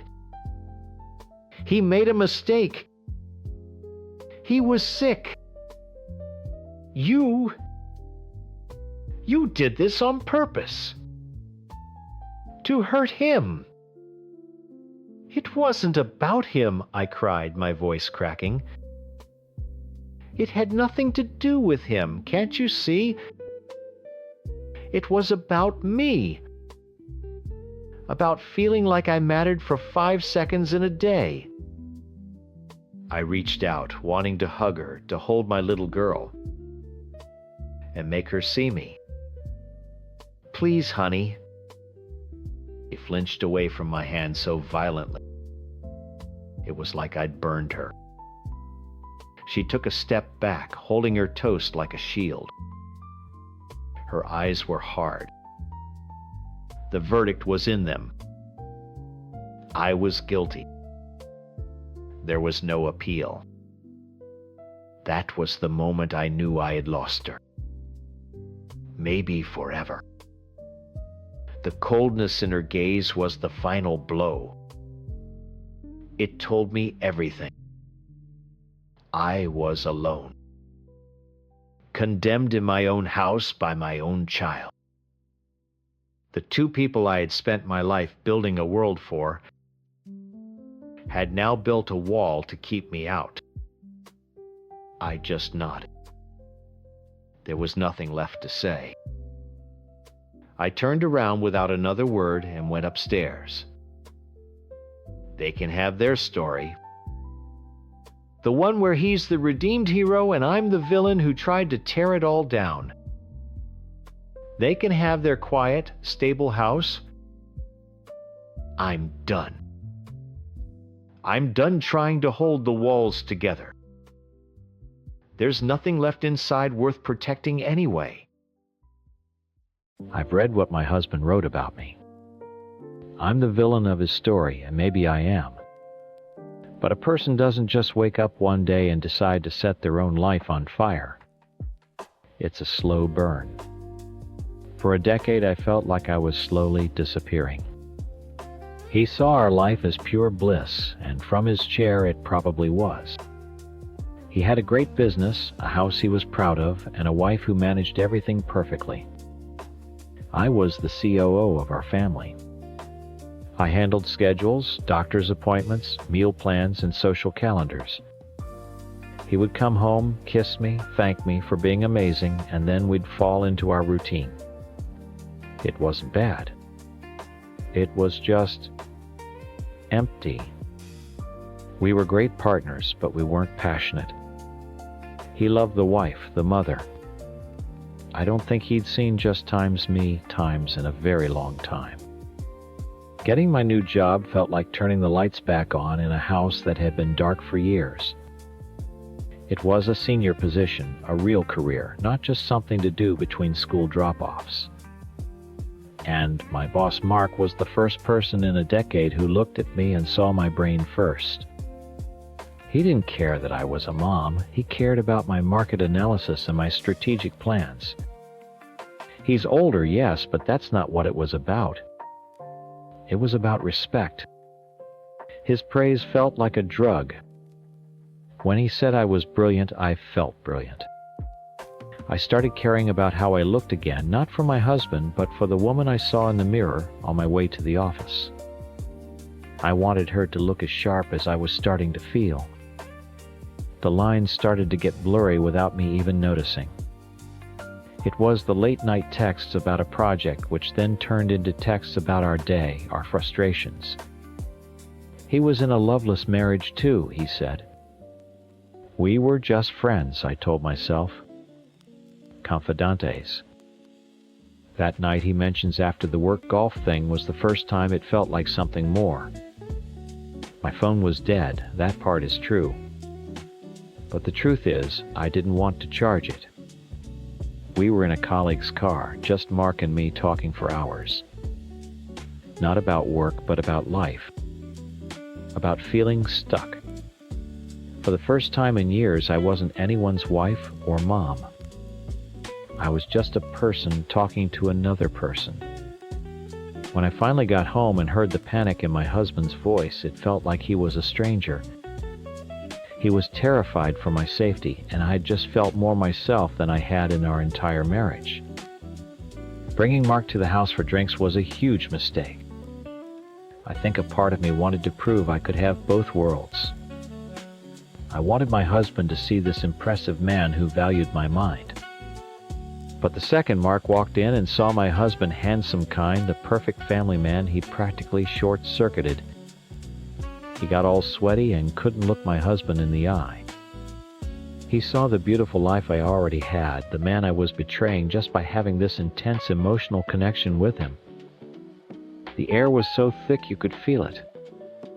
He saw what he could never have, and in that moment I knew this wasn't just a friendship. It was something dangerous. He's right about the night in the parking lot. I lied. I was supposed to see my friend Sarah, but Mark texted me. He was having a terrible time at home and just needed to see a friendly face. I made a split-second decision. I drove to the one place that felt like ours, the empty far corner of the office parking lot. We just sat in his car and talked. The energy was electric, and then we kissed. It was short, and it was desperate, and the second it was over, I felt sick. I drove home in a daze, walked in the door, and basically jumped my husband. I needed to feel like his wife again. I needed to erase what I'd done and prove to myself that I was still the person I was supposed to be. But it was too late. Something had already broken. The hotel was the final nail. We had just gotten back from a week-long family vacation that was supposed to be perfect, and it was on the surface, but I had never felt more invisible. I was the planner, the sunscreen applier, the snack getter. My husband kept saying how great it was, how happy he was. I spent the whole week feeling like a ghost. At the same time, Mark and I were texting constantly, sending stupid pictures, inside jokes. A good morning bae from him meant more than an I love you from my husband, because it was for times me, times not for the role I was playing. The idea for the hotel wasn't about sex. It was about having 1 hour. One single hour where we could be in a room together and not have to hide. Where we could just talk like two normal adults without looking over our shoulders. That it happened on our son's first day of kindergarten is the worst part. I can't defend it. In my head, they were completely separate. There was the mom me, who was so proud and emotional, dropping off her big boy at school. And then there was the work me, the times real me times, who was meeting a man who made her feel alive. The woman my husband saw that morning, the one who was frantic and disconnected, was a woman being ripped in half. For the past week since then, things have been tense. My husband has been quiet, withdrawn. He says he's just stressed with work, but I can feel him watching me. He picks up his phone and puts it down. He barely speaks at dinner. Tonight the kids are finally asleep and the house is quiet.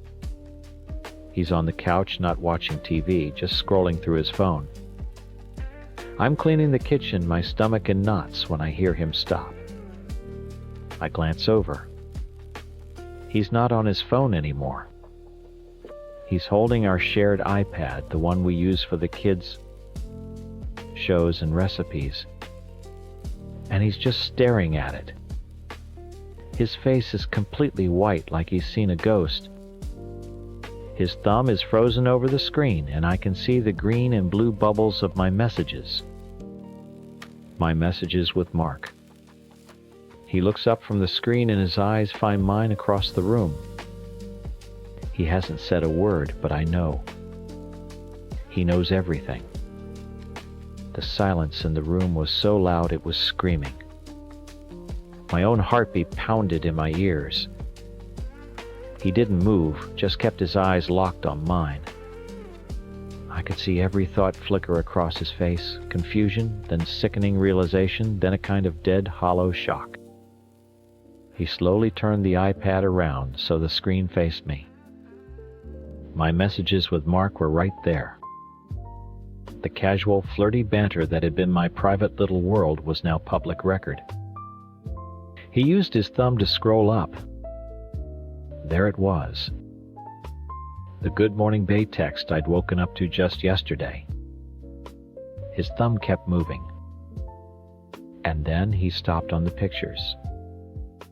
The ones I'd sent from my phone of me in my underwear, trying to be a version of myself that was sexy and desired. Seeing them on that family iPad next to the app for our son's PBS Kids games made my stomach clench with shame.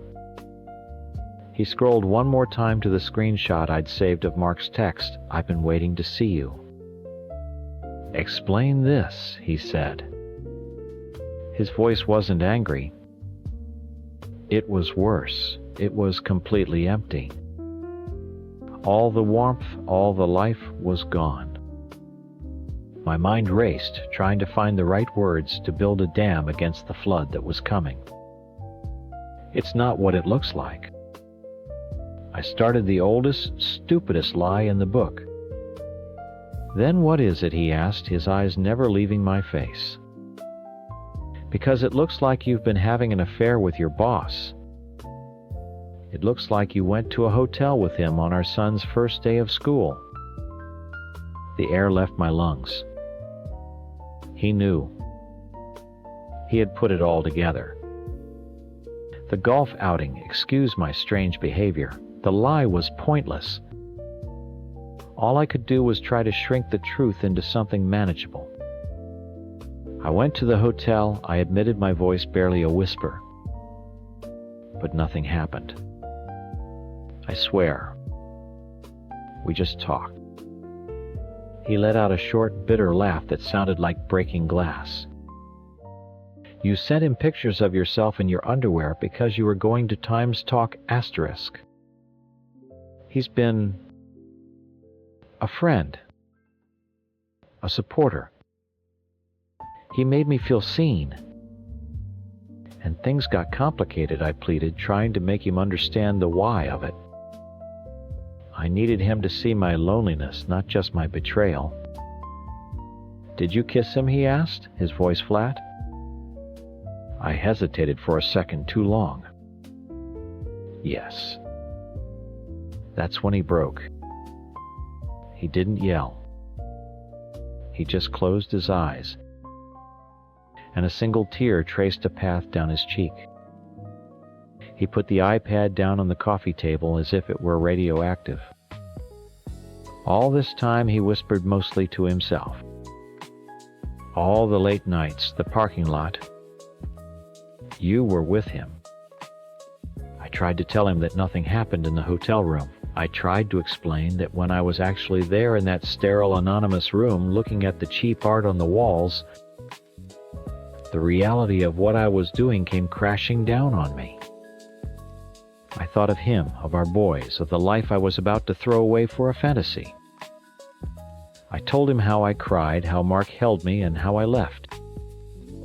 It was the truth. But it was a truth buried under so many lies that it didn't matter anymore. He didn't believe me. I wouldn't have believed me either. The rest of the night was a waking nightmare. We talked in circles. He asked questions I couldn't answer without making it worse. I kept trying to explain the feeling of invisibility, and he kept looking at me like I was speaking a foreign language. To him, our life had been perfect. I hadn't just cheated. I had told him his entire reality was a lie. By the end, we were just two exhausted strangers sitting on opposite ends of the couch where we used to cuddle. I slept in the guest room, or I lay in the dark and stared at the ceiling until the sun came up. The next morning, I heard him get up with the kids. I stayed in bed, paralyzed by dread. Then I heard it through the door. A sound I had never, ever heard before. It wasn't just crying. It was a guttural, broken sob. The sound of a man's heart completely and utterly shattering. I forced myself out of bed and walked into the living room. And the image I saw will be burned into my brain for the rest of my life. He was on the floor, on his knees, his head in his hands, just sobbing. Our two little boys, 5 and 3, were standing next to him, looking terrified. Our oldest had his little hand on his daddy's back, patting him. "It's okay, Daddy," he was saying. "Don't be sad." That was the moment I finally understood. This wasn't about me and my feelings of being unseen. I hadn't just hurt my husband. I had broken their father. I had taken their safe, happy world and invited a monster in all because I wanted to feel special. I had traded their security for my ego. He eventually looked up and saw me standing there. His face was blotchy and wrecked. "It's going to take a miracle to fix this," he said, his voice raw. He was right. Later that day, after a horrible, silent breakfast, I went into my home office and made 2 calls. The first was to cancel my upcoming business trip with Mark. The second was to HR, requesting an immediate transfer to a different department, a different building, anything to get away from him. I was trying to prove I was serious. I was dismantling the world that had made me feel so alive, because I could now see it was built on a poison that was killing the only world that ever truly mattered. He feels violated. He feels like our whole life, our whole marriage has been a sham. I did that. I ruined his memories and his trust. But sitting here now in the ruins of it all, I realize I'm the one who is truly lost. He still knows who he is. He is a good man, a loving father whose wife betrayed him. He still has his integrity.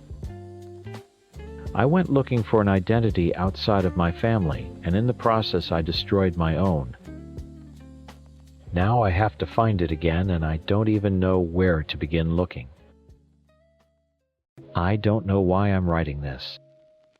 Maybe I just need to get it out to put my side of the story somewhere, because right now I'm the monster. I'm the toxic father, the manipulative old man who drove his own daughter away. But that's not the truth.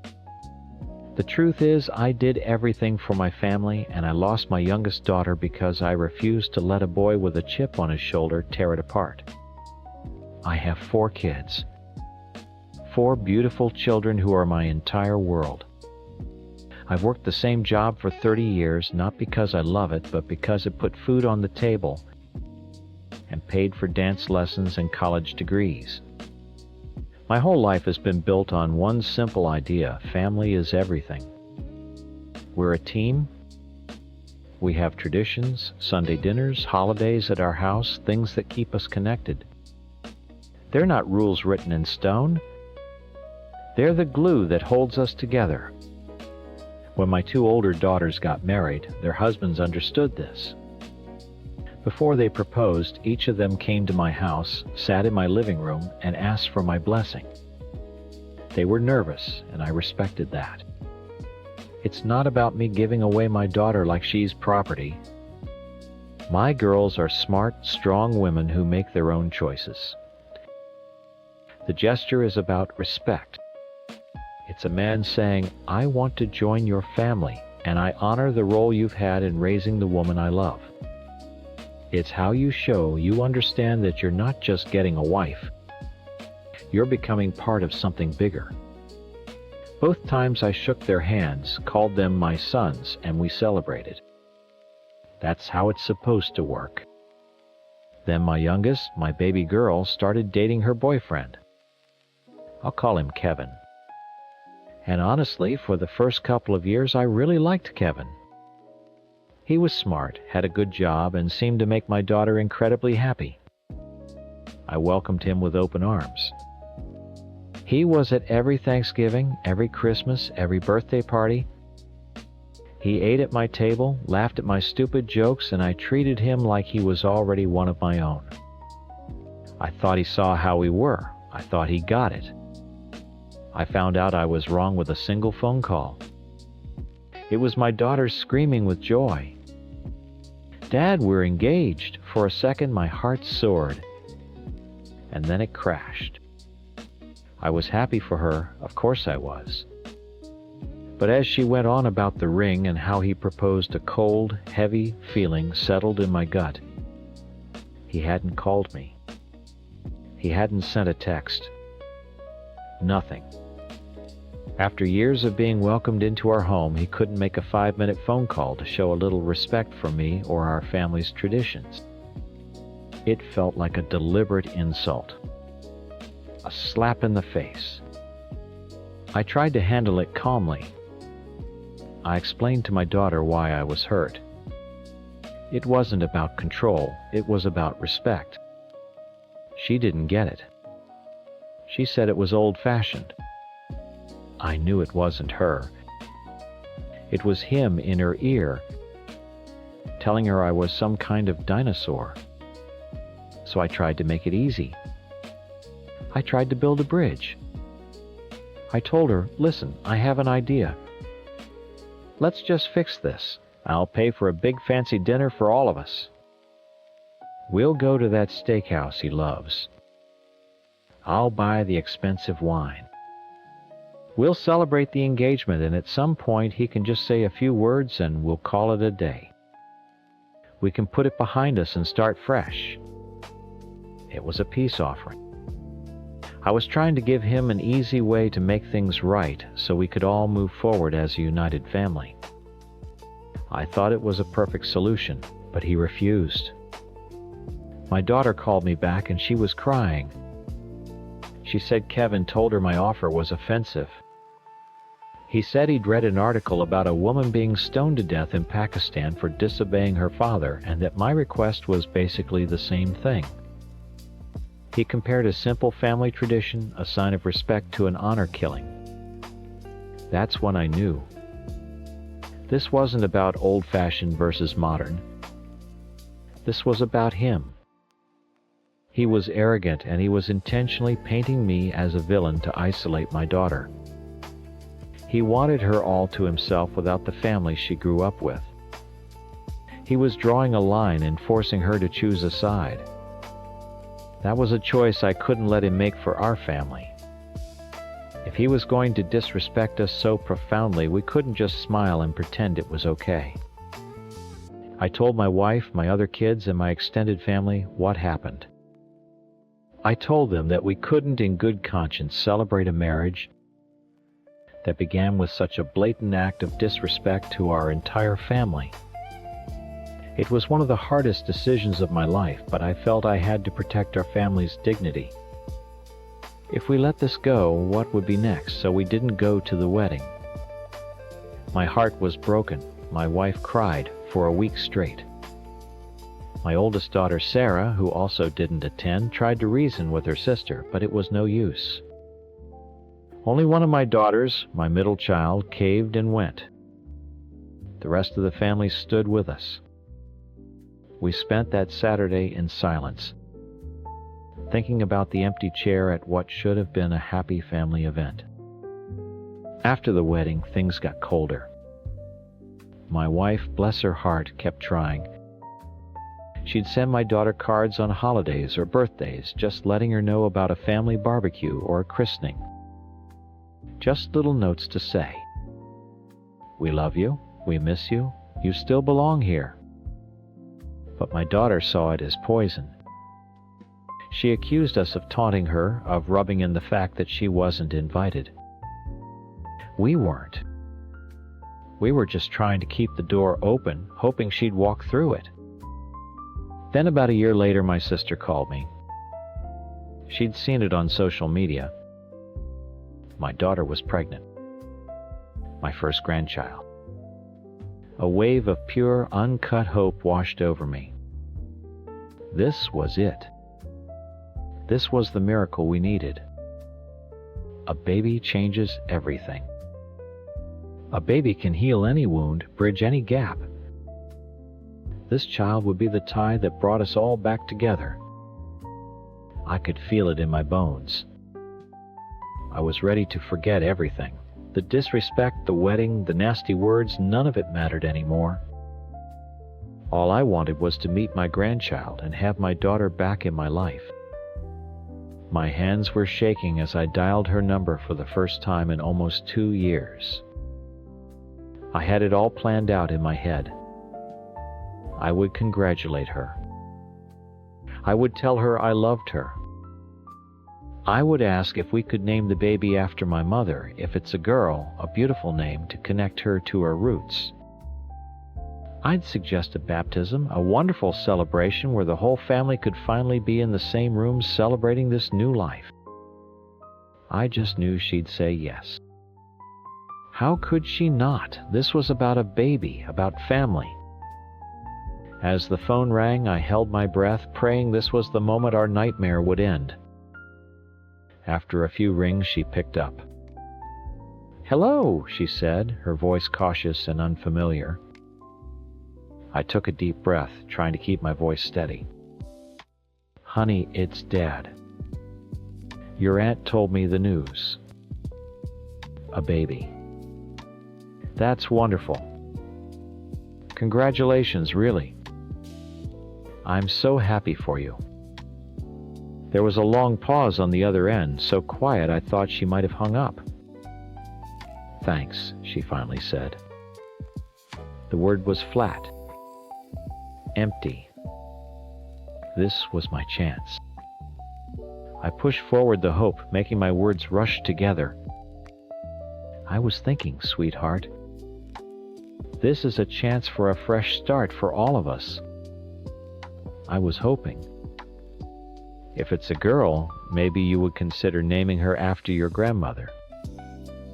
My mom, it would mean the world to me to connect her to our family right from the start."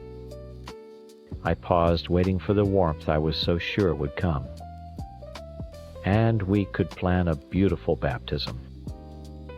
The whole family, all of us together, again celebrating this new life. We can put everything behind us. The silence that followed was different. It was cold, hard.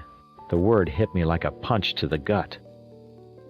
"No. What do you mean, no?" "I mean no," she said, her voice changing. It wasn't my daughter's voice anymore. It was sharper, full of an anger I hadn't heard since she was a teenager. "No, we will not be naming our daughter after your mother.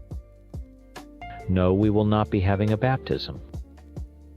And no, you will not be a part of this baby's life." "What are you talking about?" I stammered, my vision starting to swim. "This is my grandchild." "You made your choice when you refused to come to my wedding," she spat. "You tried to control me then, and you're trying to control me now with this baby. You're toxic. You're a manipulator, and I will not have that around my child. You are not to contact me again. You are not invited into my daughter's life.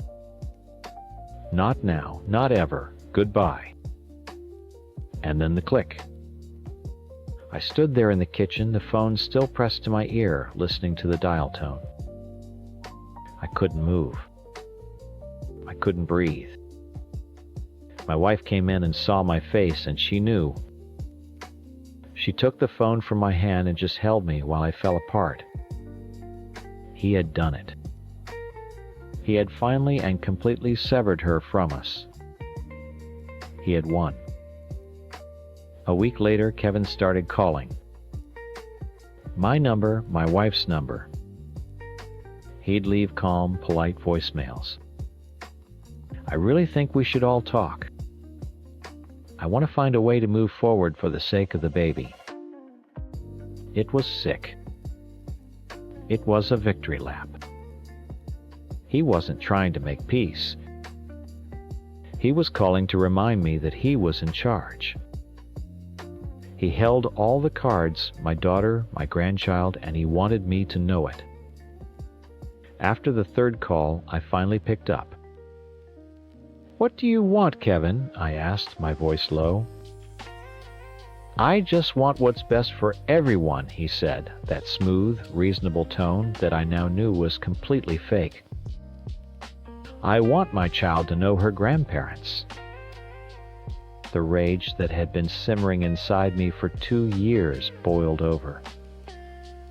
"Don't you dare," I snarled. "Don't you dare pretend you're the good guy here. You did this. You systematically poisoned my daughter against her own family because your ego couldn't handle showing a little respect. You got what you wanted. You have her all to yourself. So please enjoy your prize and have the decency to leave us alone to grieve." I hung up before he could respond. He stopped calling after that. The next few months were the darkest of my life. The silence from my daughter was absolute. My wife walked around like a ghost in our own home. Some nights she'd turn to me in bed and whisper, "Did we do the right thing? Maybe we should have just gone." I didn't have an answer for her. Standing on principle felt hollow when my house was so quiet. Our other kids tried their best. They'd call, they'd visit, but there was always this giant hole where their sister used to be. Holidays were a joke. We'd sit around the big dining room table and everyone would stare at her empty chair. We found out about the birth from a text message sent by my middle daughter, the one who went to the wedding. She's the only one who still has any contact.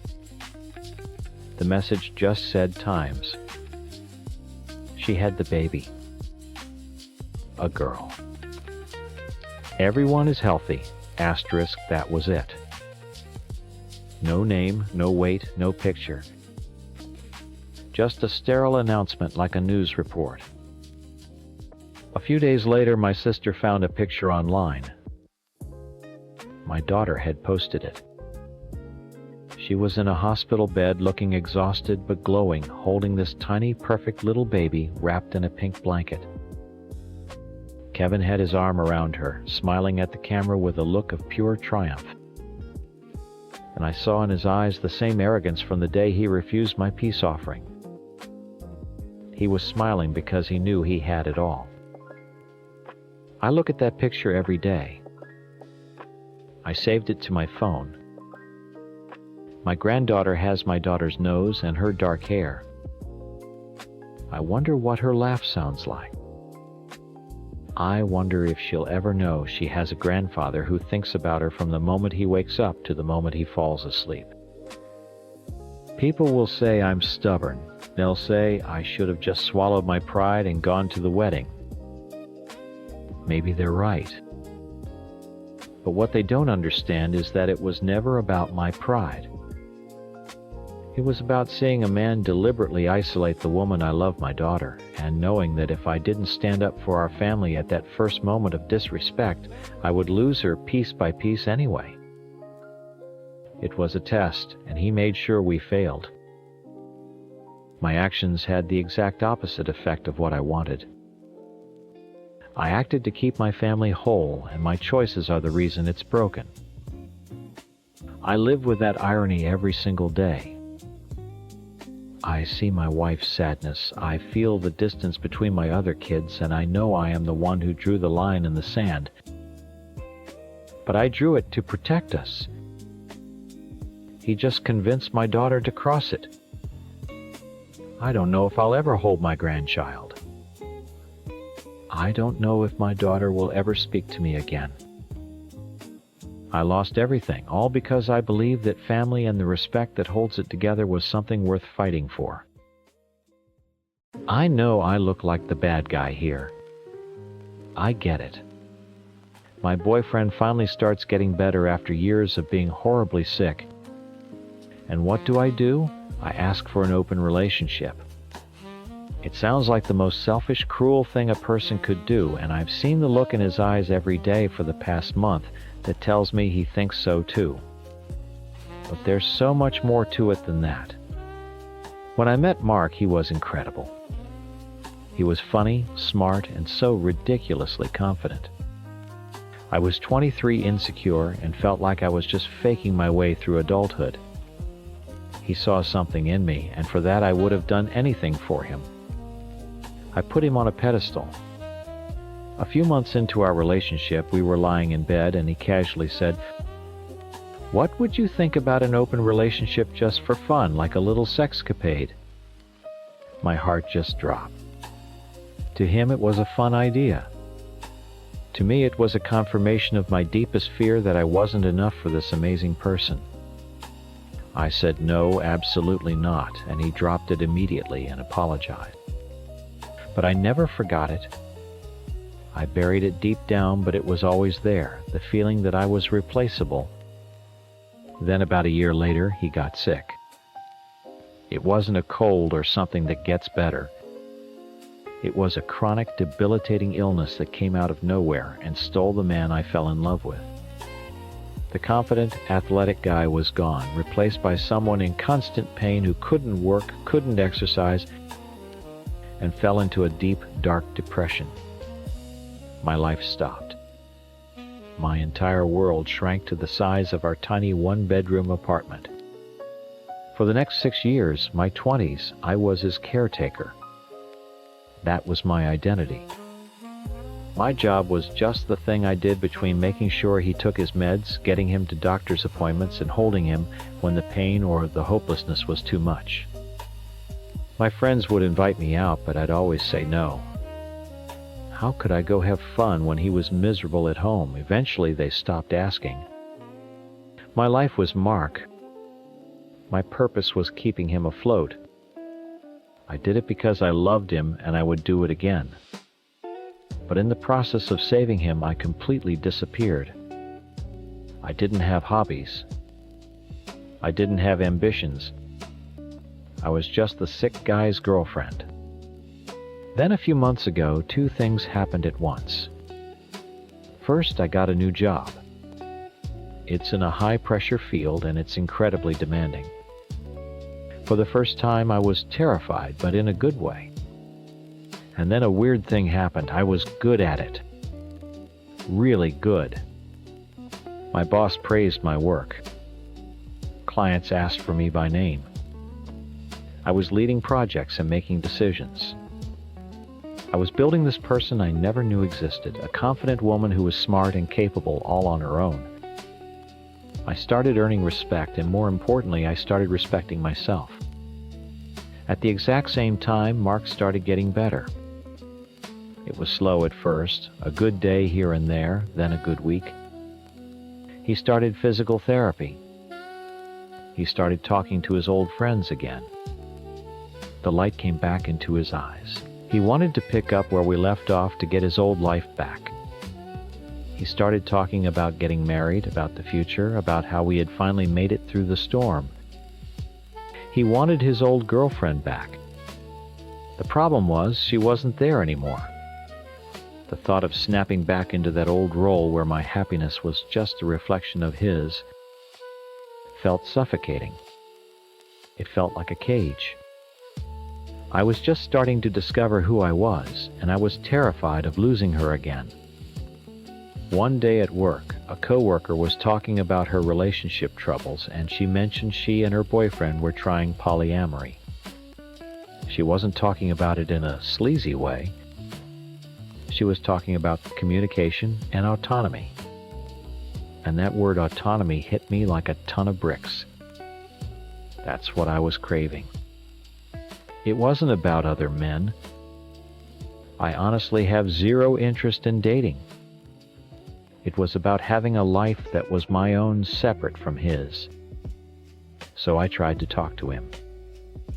It was the most awkward, painful conversation of my life. I tried to explain that I felt like I'd lost myself for years, and that I needed space to figure out who I am now. I said I wasn't sure if I was in the right headspace for the kind of serious, all-in commitment he wanted now that he was better. I clumsily used the word polyamory as an example of people having relationships with more personal freedom, and I immediately knew it was a mistake.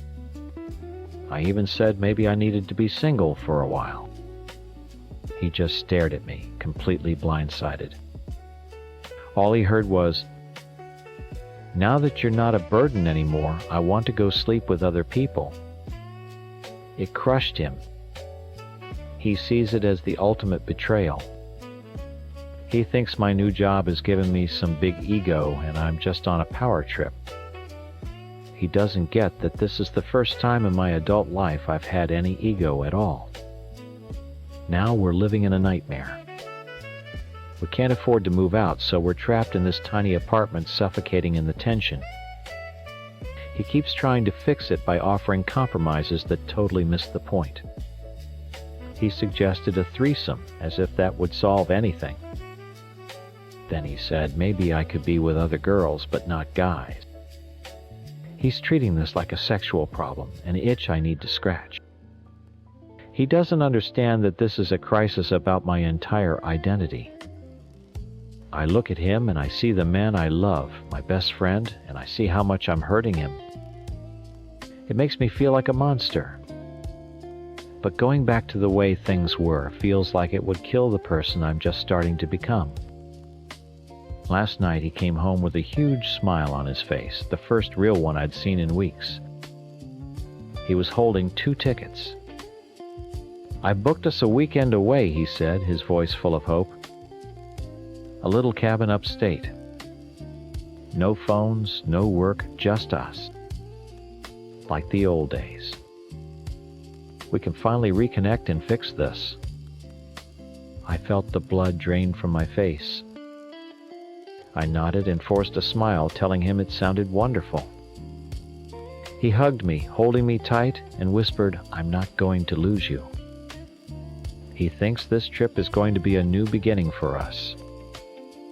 And all I can think is that it's going to be the end. The drive upstate was the quietest 3 hours of my life. Mark had made a playlist of all our old songs, the ones from when we first started dating, and he kept glancing over at me, smiling, trying to catch my eye. I just stared out the window at the passing trees, my stomach in knots. He was trying so hard to recreate a past that I was desperately trying to escape. Every song felt like another bar on the cage he was unknowingly building around me. The cabin was beautiful, exactly the kind of rustic, cozy place we would have loved years ago. There was a fireplace, a big comfy bed, and a porch that overlooked a quiet lake. It was meant to be romantic, but to me it felt like a stage set for a final terrible scene. That first night he made dinner. He was so proud, telling me how his physical therapy was paying off. How he finally had the stamina to stand and cook a full meal again.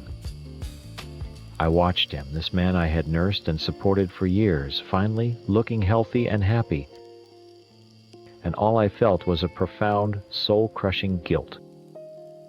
He opened a bottle of wine and sat next to me on the couch in front of the fire. "See," he said softly, taking my hand. "This is all we need. Just us. We made it through hell, babe. We can make it through anything." And that was it. That was the moment I knew I couldn't pretend anymore. I pulled my hand away. "Mark," I said, my voice barely a whisper. "We need to talk. For real this time." His smile faded. I thought that's what we were doing. Reconnecting. "No," I said, tears starting to well up in my eyes. "You're trying to reconnect with someone who isn't here anymore. The girl you fell in love with. I don't think she exists." He looked so confused, so hurt.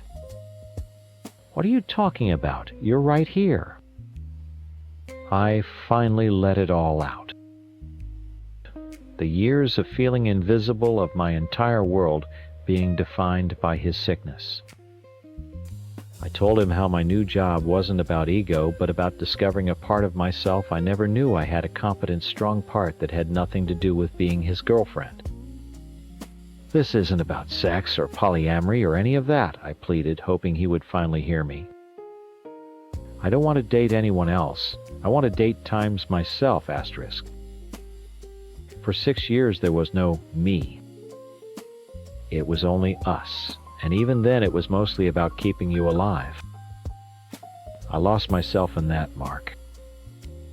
And I'm terrified of losing myself again right when I'm starting to find her." He was quiet for a long time, just staring into the fire. When he finally spoke, his voice was cold. "So that's it? I was a burden, a project, and now that I'm better, you're bored, you're ready to trade up?"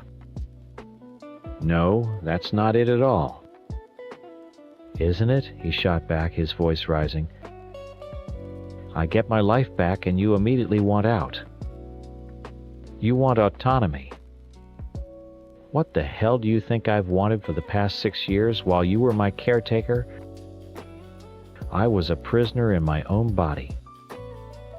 I know that. This isn't a competition of who had it worse. It feels like it is. It feels like you're punishing me for getting better. He stood up and started pacing. You know, I remember when we first met. You were so unsure of yourself.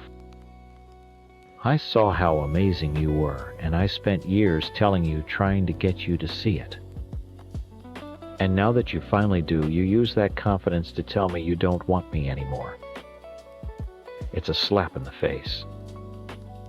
The thing I had buried for years came bubbling to the surface. You want to talk about the beginning, I said, my voice shaking with a new kind of anger. A few months in, you asked me if I wanted an open relationship. A sexcapade. You thought it would be fun. To me, it was you telling me I wasn't enough on my own.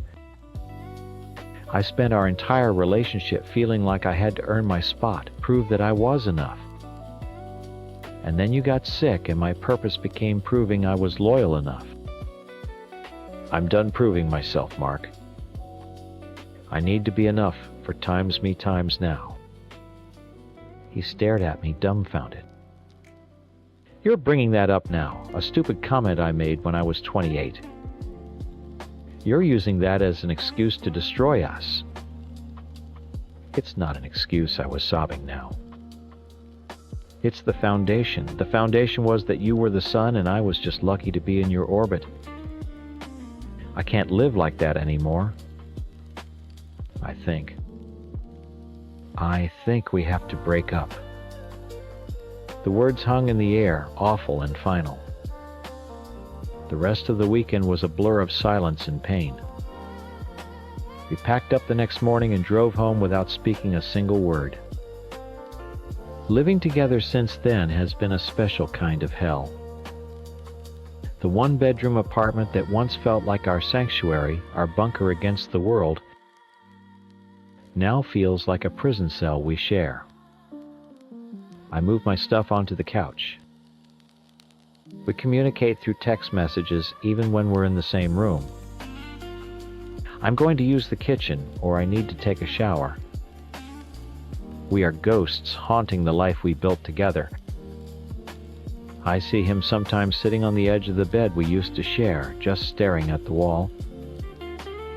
I can feel the weight of his sadness, and it makes me feel like the most monstrous person on the planet. Our two pets are the only bridge between us. He'll feed the cat, I'll walk the dog, and for a brief moment we'll have a civil exchange about their needs. It's a sad, pathetic imitation of the partnership we used to have. I'm saving every penny I can. I look at apartment listings late at night when I know he's asleep. The thought of leaving feels both liberating and terrifying. This man is still my best friend. He's the person who knows me better than anyone. But he fell in love with a version of me that was defined by him. And I've fallen in love with a version of myself that needs to be defined by me. His recovery was a miracle, but it was a miracle that pushed us apart. He needed to get his old life back, and I needed to build a new one. I saved his life, and in a way he saved mine by showing me I was worthy of love all those years ago. The tragedy is that we couldn't figure out how to save ourselves and stay together. I don't know what the future holds, but I know I can't go back into the shadow. Even if it means walking forward completely, utterly alone. I'm sure you've heard her side of the story. I know how she paints me. I'm the monster-in-law, the overbearing matriarch who ruined her perfect little family. It's an easy story to tell, and an even easier one to believe. But it's not the truth. The truth is, I was the only one trying to hold that family together. My son Michael is a good man. I know every mother says that, but it's true. He has a heart that's almost too big for his own good. He's kind and gentle, but he's also sensitive. He feels things so deeply, and he trusts people too easily. I've always had to be the strong one, the one who looks out for him, because he'd give his whole world to someone who didn't deserve it. And that's exactly what he did. When he met her, Sarah, I tried to be open-minded. I really did. But the red flags were there from the very beginning. She told us all these stories about her past, a long list of bad relationships with narcissists and toxic men. I remember thinking, if everyone you've ever dated is a narcissist, maybe you're the common denominator. But Michael was so happy. He said she was different. So I welcomed her. I invited her to family dinners. I taught her my recipes. I treated her like a daughter. But I saw things that worried me. She didn't really have her own life. As soon as she started dating Michael, she dropped all her old friends and hobbies to become whatever she thought he wanted. It wasn't healthy. It was like she was a chameleon playing a part. And sometimes the mask would slip. The fight started pretty quickly. He would call me sometimes in the middle of the night, completely distraught. She would get an idea in her head and just explode. The smallest disagreement would turn into a huge drama. She was always threatening to leave, packing a bag and running off to a hotel. He would be a wreck, blaming himself, and I would have to talk him down for hours. He was trying so hard to give her a stable life, something she clearly never had. It all came to a head one night. They had a massive fight, the worst one yet. Michael finally had enough of the constant threats and told her to just go. He actually kicked her out of the house. He was heartbroken, but I thought maybe this is for the best. Maybe he finally sees how unstable she is. 3 days later, he called me. He told me he'd bought a ring and proposed. I couldn't believe it. He said he thought a real commitment, a real show of stability, was what she needed to feel secure. And of course, she accepted the engagement ring. She knew she had him. Things were quiet for a little while, but the pattern started again. More fights, more drama. Then came the final dramatic exit. She packed her bags and checked into a hotel, telling him it was over for good this time. Michael was about to give up. He was exhausted. And then, like a miracle for her and a nightmare for him, she called him from the hotel room. She was pregnant. What was he supposed to do? He's an honorable man. I raised him to take responsibility for his actions. So he did what he thought was the right thing. They went down to the courthouse and got married before the baby was born. No party, no celebration. It was a business transaction to give his child a name. He was determined to make it work for the baby. I knew then and there that my job was far from over. I knew he was going to need me more than ever. When my grandson Leo was born, I packed a bag and drove straight there. Michael called me and he sounded terrified. He said Sarah was a wreck. And he was right. When I walked into that house, it was pure chaos. Dishes piled up, laundry everywhere. And Sarah, she was a ghost. She was crying all the time, just hysterical. She could barely hold her own son. She was drowning in what everyone now calls postpartum depression, and my grandson was paying the price. So I did what any loving grandmother would do. I rolled up my sleeves and I took over. I sent Michael to get some sleep. I cleaned the house and I took care of that baby. I made sure Leo was fed, that he was clean, that he was held and comforted. Sarah was trying to breastfeed, but it wasn't working. The baby was crying from hunger and she was crying from stress and pain. It was a disaster. I helped her set up a pumping schedule so that I, or Michael, could give the baby a bottle and she could get some rest. It was the only practical solution. Sometimes I had to physically take Leo from her arms. She would be holding him while she was sobbing, just shaking, and her anxiety was making him scream. A baby can feel that. So I'd say, "Here, honey, let me take him. You go take a shower and calm down." I was trying to help. I was trying to teach her. My own son understood. He saw how much she was struggling. He would sneak the baby to her later when she was calm and had a moment of clarity. He was just trying to keep the peace. I stayed for 2 months. 2 months of cooking, cleaning, and taking care of a newborn around the clock while also trying to counsel a hysterical new mother. It was exhausting, thankless work. I saw that she didn't just need help with the baby. She needed guidance on how to be part of a family. Our family. We're close. We talk, we support each other, we respect our elders. She came from a broken home and didn't understand that. One afternoon when the baby was sleeping and Michael was at the store, I decided it was time for a real talk, woman to woman.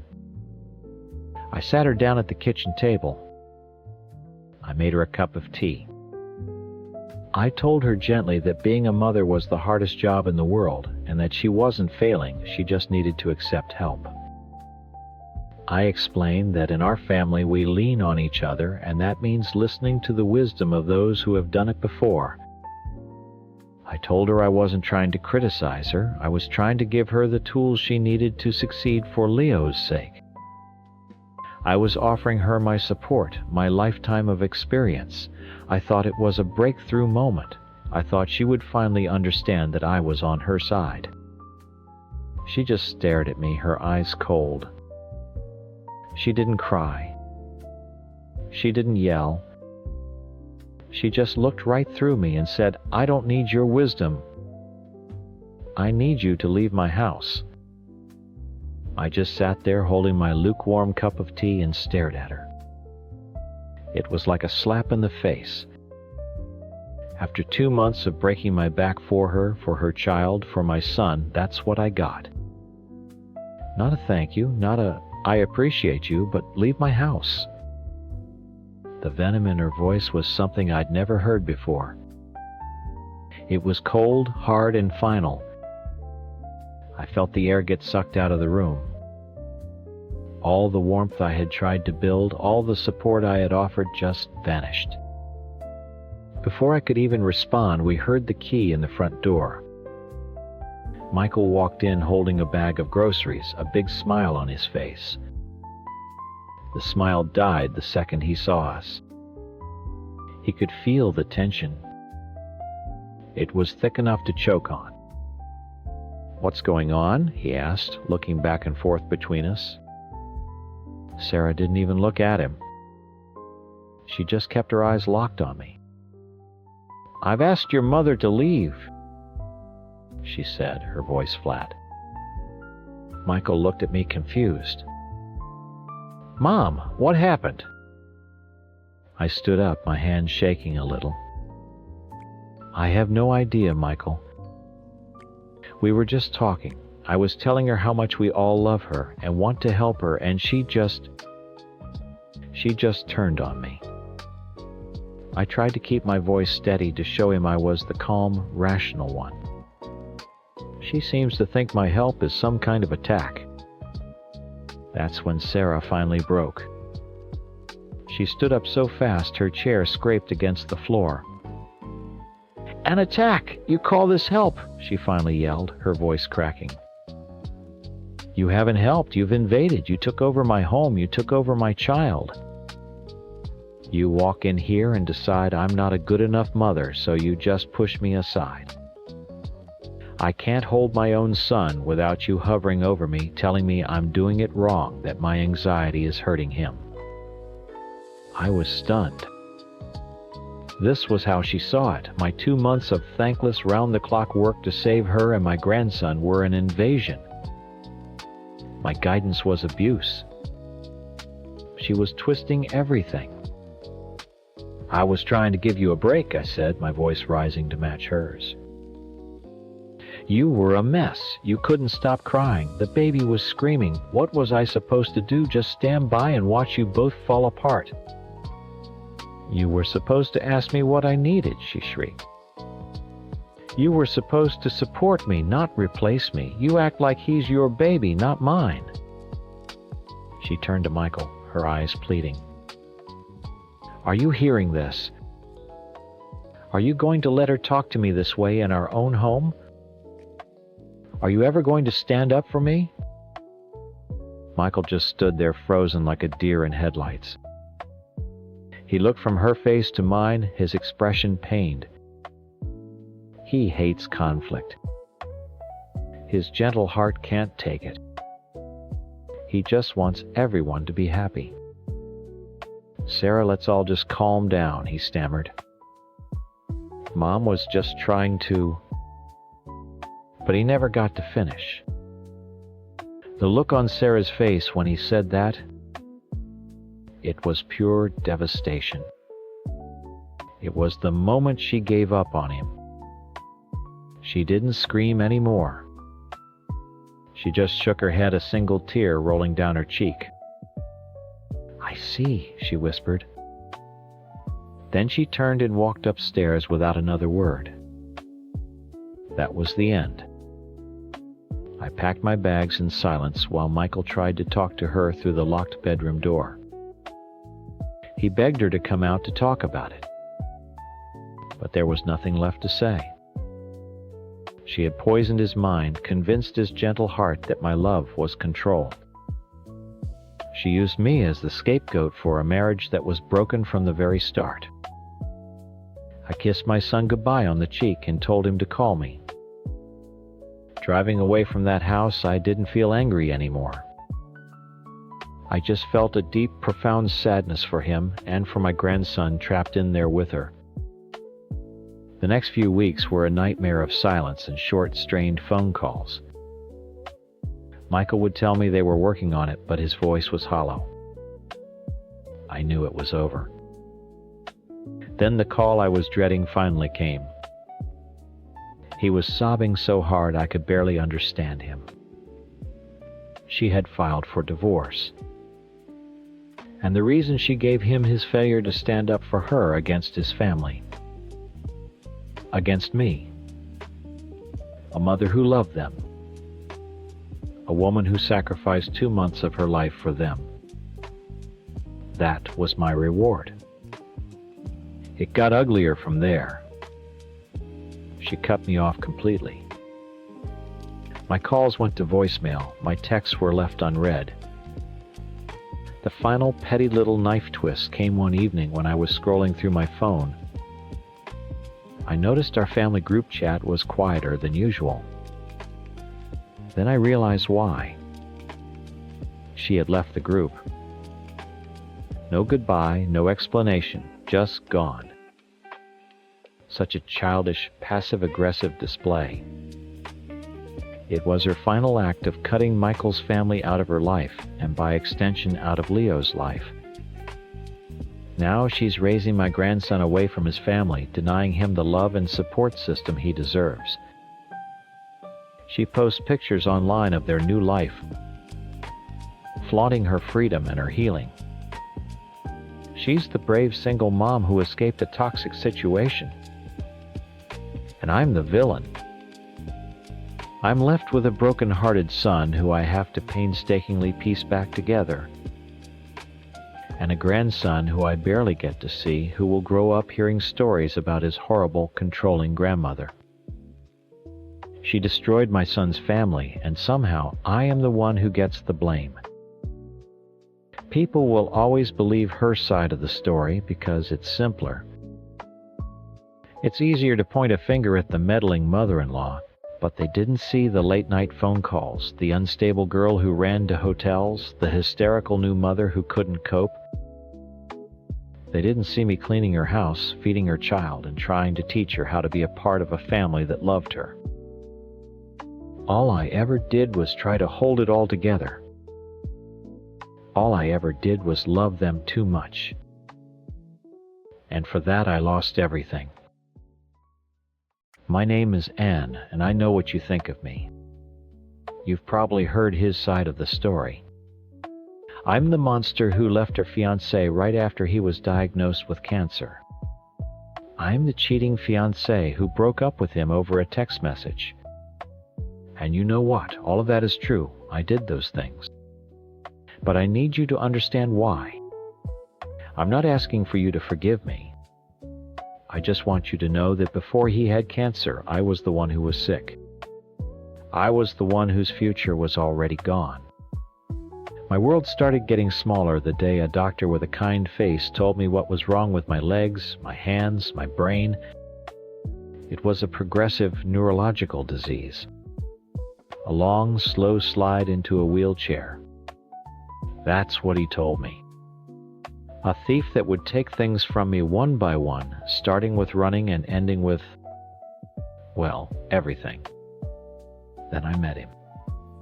And for the first time in a long time, it felt like my world was opening back up. He was a builder, strong and capable in all the ways I was starting to fail. He knew about my diagnosis from the start, and he didn't run. He did the opposite. He started planning. He talked about building us a house from the ground up, one with wide doorways, no stairs, a ramp out front, a roll-in shower. To most people that might sound grim. To me, it was the most beautiful romantic thing I'd ever heard. It wasn't about the disease. It was a promise. It was him saying, I see the future, all of it, and I'm not scared. I'll be here with you. To get the money for our dream house, we needed to sell my current one. He owned a small construction business on the side, and he offered to do the renovations himself to get it market ready. It made perfect sense. He spent weeks there gutting the kitchen, redoing the bathroom, fixing the deck. He put in about $30,000 worth of work and materials. He was so careful about it, running everything through his company, giving me invoices for every box of nails, every sheet of drywall. He said it was important for taxes and permits to do it all by the book. I just nodded along. But I remember this one evening he put a contract in front of me. It stated that he would be paid back for the renovations in full when the house was sold. I just stared at it. Who has a contract with the person they're going to marry? A small, cold feeling crept into my stomach. It felt less like a partner building our future and more like a contractor protecting his investment. But I pushed that feeling down hard. I was the one who was sick. I was the one who was falling apart and needed help.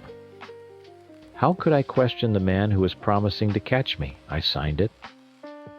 As my body started to betray me more, the little stumbles becoming more frequent, my lifelong friend became my escape. Let's call him Mark. With my fiancée, I was a project, a person to be planned for. With Mark, I wasn't a patient. I was just Anne.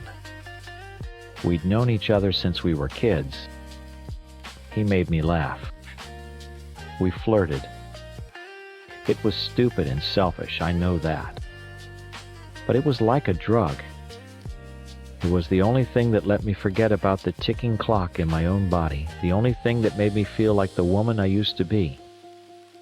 It was a life raft, and I clung to it. Then my fiancée got sick, and the floor didn't just fall out from under him. It fell out from under both of us. Stomach cancer. The words hung in the air heavier than my own diagnosis ever felt. The change was so fast. The strong man who was going to build me a fortress against my illness was suddenly weak, vomiting, terrified. It was like looking in a mirror, and I hated what I saw. Every fear I had about my own future, the weakness, the helplessness, the loss of control was right there reflected in his face. Our whole plan, this simple, beautiful idea that the strong one would care for the weak one, it just evaporated. We weren't a team anymore. We were just two sick people holding on to each other as we both drowned. The stress was unbelievable. My doctor had warned me that stress could make my cognitive symptoms worse, and she was right. I started forgetting things, getting confused. I couldn't think straight. One night, while he was lying on the couch, pale and exhausted from chemo, he brought up the house. He said we should speed things up, sell my place as soon as the renovations were done so we could move in together right away. He said he needed me. I looked at him and I didn't feel comfort. I felt the walls closing in. The dream house was no longer a promise. It was a cage. A custom-built hospital ward where we would just watch each other waste away. I saw a future of feeding tubes and wheelchairs of me, trying to be his caregiver even as my own body was giving up on me. I panicked. A blind animal panic. I fled. I went straight to the one place that felt normal, straight into Mark's arms. It wasn't a choice, not really. It was an escape. A pathetic, desperate attempt to outrun the reality that was waiting for me at home. I couldn't face him. I couldn't look into his eyes and tell him that his sickness terrified me, because it showed me my own future. So I sent the text. I know.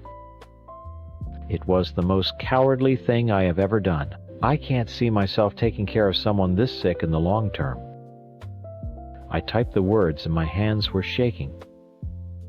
Those words weren't just about him, they were about me. Asterisk. I am getting sick.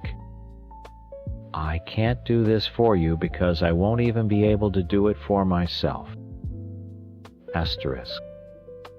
It was a cruel, selfish act of self-preservation. And I knew the second I hit send that I had just destroyed everything. A week later I saw his truck in my driveway. I hid in the back room until he was gone. He had left a few boxes of my things on the porch. I felt a strange, hollow sort of relief. It was over. The worst part was over. I was broken and alone, but I was free from that shared sick room. I thought I could finally breathe. I was so wrong. The worst wasn't over. It hadn't even begun. The real end came in a certified letter. My hands shook so badly I could barely sign for it. I thought maybe it was from his lawyer, something about the engagement ring. It was from his lawyer, but it wasn't about the ring. It was a formal notice of a lien being placed on my home. For the renovations. For the $30,000. That cold feeling I'd had when I signed that contract came rushing back, but this time it was an avalanche. The invoices, the careful tracking of every screw and every hour of labor, it wasn't for taxes. It was ammunition. He had been building a case against me from the start. Or, at the very least, he'd built himself an escape hatch. My heartbroken ex-fiancé, the man I was supposed to care for in sickness and in health, was now my creditor. The house sold a few months later. I had been counting on that money. The equity in my home wasn't just money, it was my future. It was the fund for my own in-home care, the down payment on an accessible apartment, the safety net for when my disease finally took my legs and my career. After his lien was paid, there was almost nothing left. He hadn't just filed for the $30,000. He added interest. And attorney's fees. He took everything. That contract wasn't a weird formality between lovers. It was a weapon, and he had waited for the perfect moment to use it. It turned out he was the one who never saw our lives as fully joined. He was the one who always had one foot out the door.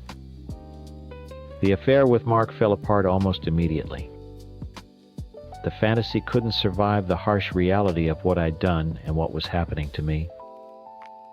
Mark was my escape, but when my life became a real crisis, legal notices, financial ruin, a rapidly progressing illness, he couldn't handle it. The fun, flirty Anne was gone, replaced by a terrified woman who cried all the time. He faded away, and I was too exhausted to even care. I was completely, utterly alone. The stress did exactly what my doctors warned it would. It was like pouring gasoline on the fire of my illness. The stumbles became falls. The tingling in my hands became a permanent numbness that made it hard to type, to hold a pen, to do my job. I was fired 6 months after the house sold. They called it a restructuring, but we all knew the truth. I couldn't keep up anymore. I lost my job, my home, and my savings all in the same year. My fiancé, my health, my future, all gone. The irony was so cruel it felt like a joke. I ended up in that wheelchair we had planned for. But I wasn't in our beautiful, open-plan dream house with the wide doorways. I was living in my daughter's tiny guest room in a house full of stairs I couldn't manage and doorways so narrow I scraped my knuckles every time I went through them. He had promised to build me a haven, but his revenge left me a prisoner in someone else's home. Years passed. 5 of them. I learned to live my new life. I learned to navigate the world from a seated position, to depend on my daughter for everything. But the regret, it never went away. It was a physical weight I carried with me every single day. I replayed that text message in my head 1,000,000 times. I thought about all the other ways I could have handled it, the conversations we should have had. But I had been a coward, and this was my punishment. Then one Tuesday afternoon I saw him. I was in the grocery store trying to get a box of cereal off a high shelf. He walked around the corner pushing a cart. He looked good, healthy. The gaunt, sick man I remembered was gone. He had filled out, his color was back. He looked strong. He didn't see me at first. My heart hammered against my ribs. This was my chance. Maybe it was stupid, but I had to try. I needed to apologize. I needed him to know that my actions came from a place of terror, not malice. I rolled my chair toward him. "Hey," I said. My voice was small, shaky. He stopped and looked down at me. His eyes went from my face to the wheelchair and back to my face. There was no flicker of surprise, no sadness, no pity. Nothing. His expression was completely blank. I just wanted to say, "I'm sorry," I stammered. "For everything. What I did was unforgivable. I was so scared of my illness of yours." I panicked. "I know it's no excuse, but I live with it every day, and I am so sorry." He listened without a word. The silence stretched on, cold and heavy. I thought maybe he was processing it, maybe he'd just walk away. But he didn't. He took a small step closer, leaned down just a little, and said, his voice quiet and even, "You said you couldn't see yourself taking care of someone so sick in the long term."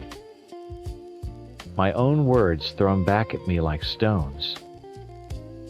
The blood drained from my face. He straightened up, a tiny, almost invisible smile on his lips. "You were right to be worried. It was a lot to take on. But I got better." He glanced down at me in my chair again, a long, deliberate look. "And you got worse." funny how things work out. He pushed his cart past me and continued down the aisle, picking up a loaf of bread as if he'd just commented on the weather. And in that moment I finally understood. This wasn't just about him getting his money back. The lien wasn't a business transaction. It was the first part of his revenge. This right here was the second. He hadn't just moved on. He had waited. He wanted this exact moment. He wanted to see me broken. He wanted to look at the woman in the wheelchair he was once going to build a home for the woman who had abandoned him and feel the satisfaction of knowing he was the one who had pushed me over the financial and emotional cliff.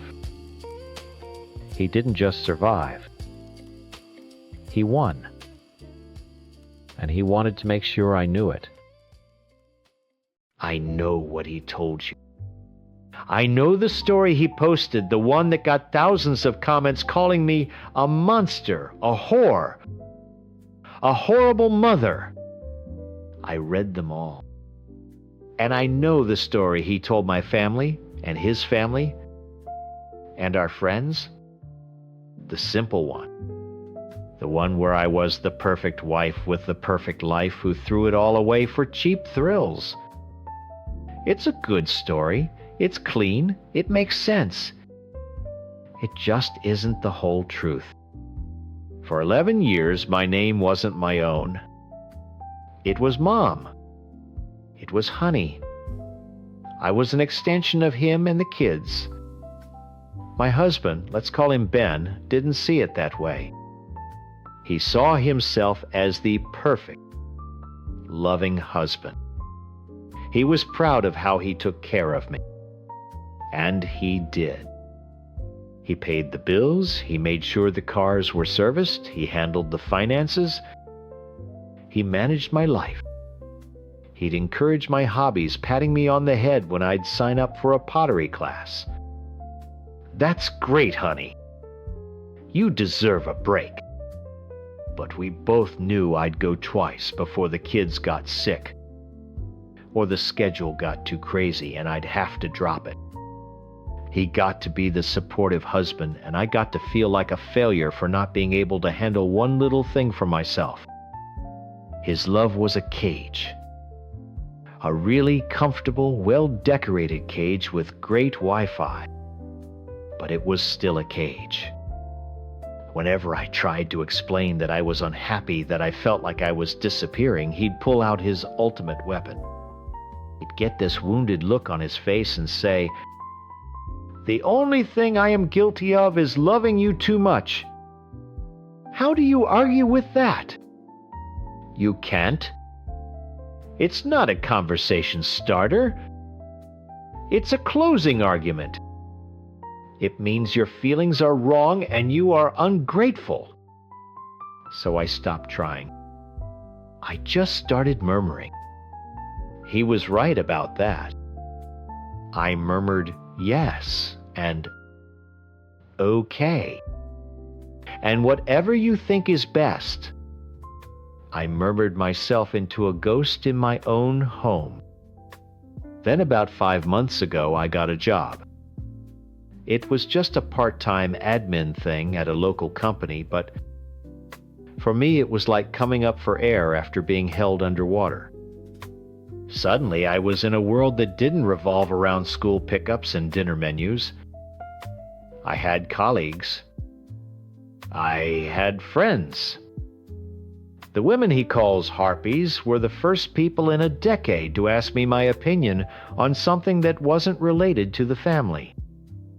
They'd say, "What do you think of this project?" Or, "Where do you want to go for lunch?" They asked me. What times? I times wanted. It sounds so small, but it was everything. They didn't corrupt me. They just reminded me that I was a person. And with that came attention. Not just from my new female friends, but from men. Men who saw me as a woman, not just someone's wife or someone's mom. And Yes, it was intoxicating.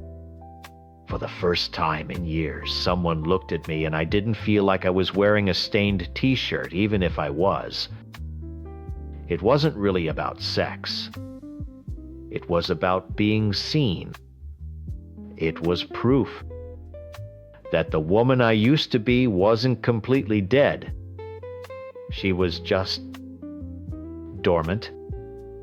And she was waking up. I knew things with Ben couldn't stay the same. I couldn't go back into the cage. But I didn't want to blow up our family. I love my kids more than anything. And a part of me, a deep and stubborn part, still loved the man I'd built a life with. I thought we could change. I thought we could grow into something different, something better. That's where the idea of an open relationship came from. I know how it sounds. It sounds like an excuse to cheat. But in my head, it was a desperate, stupid, clumsy attempt to let some light and air into our marriage.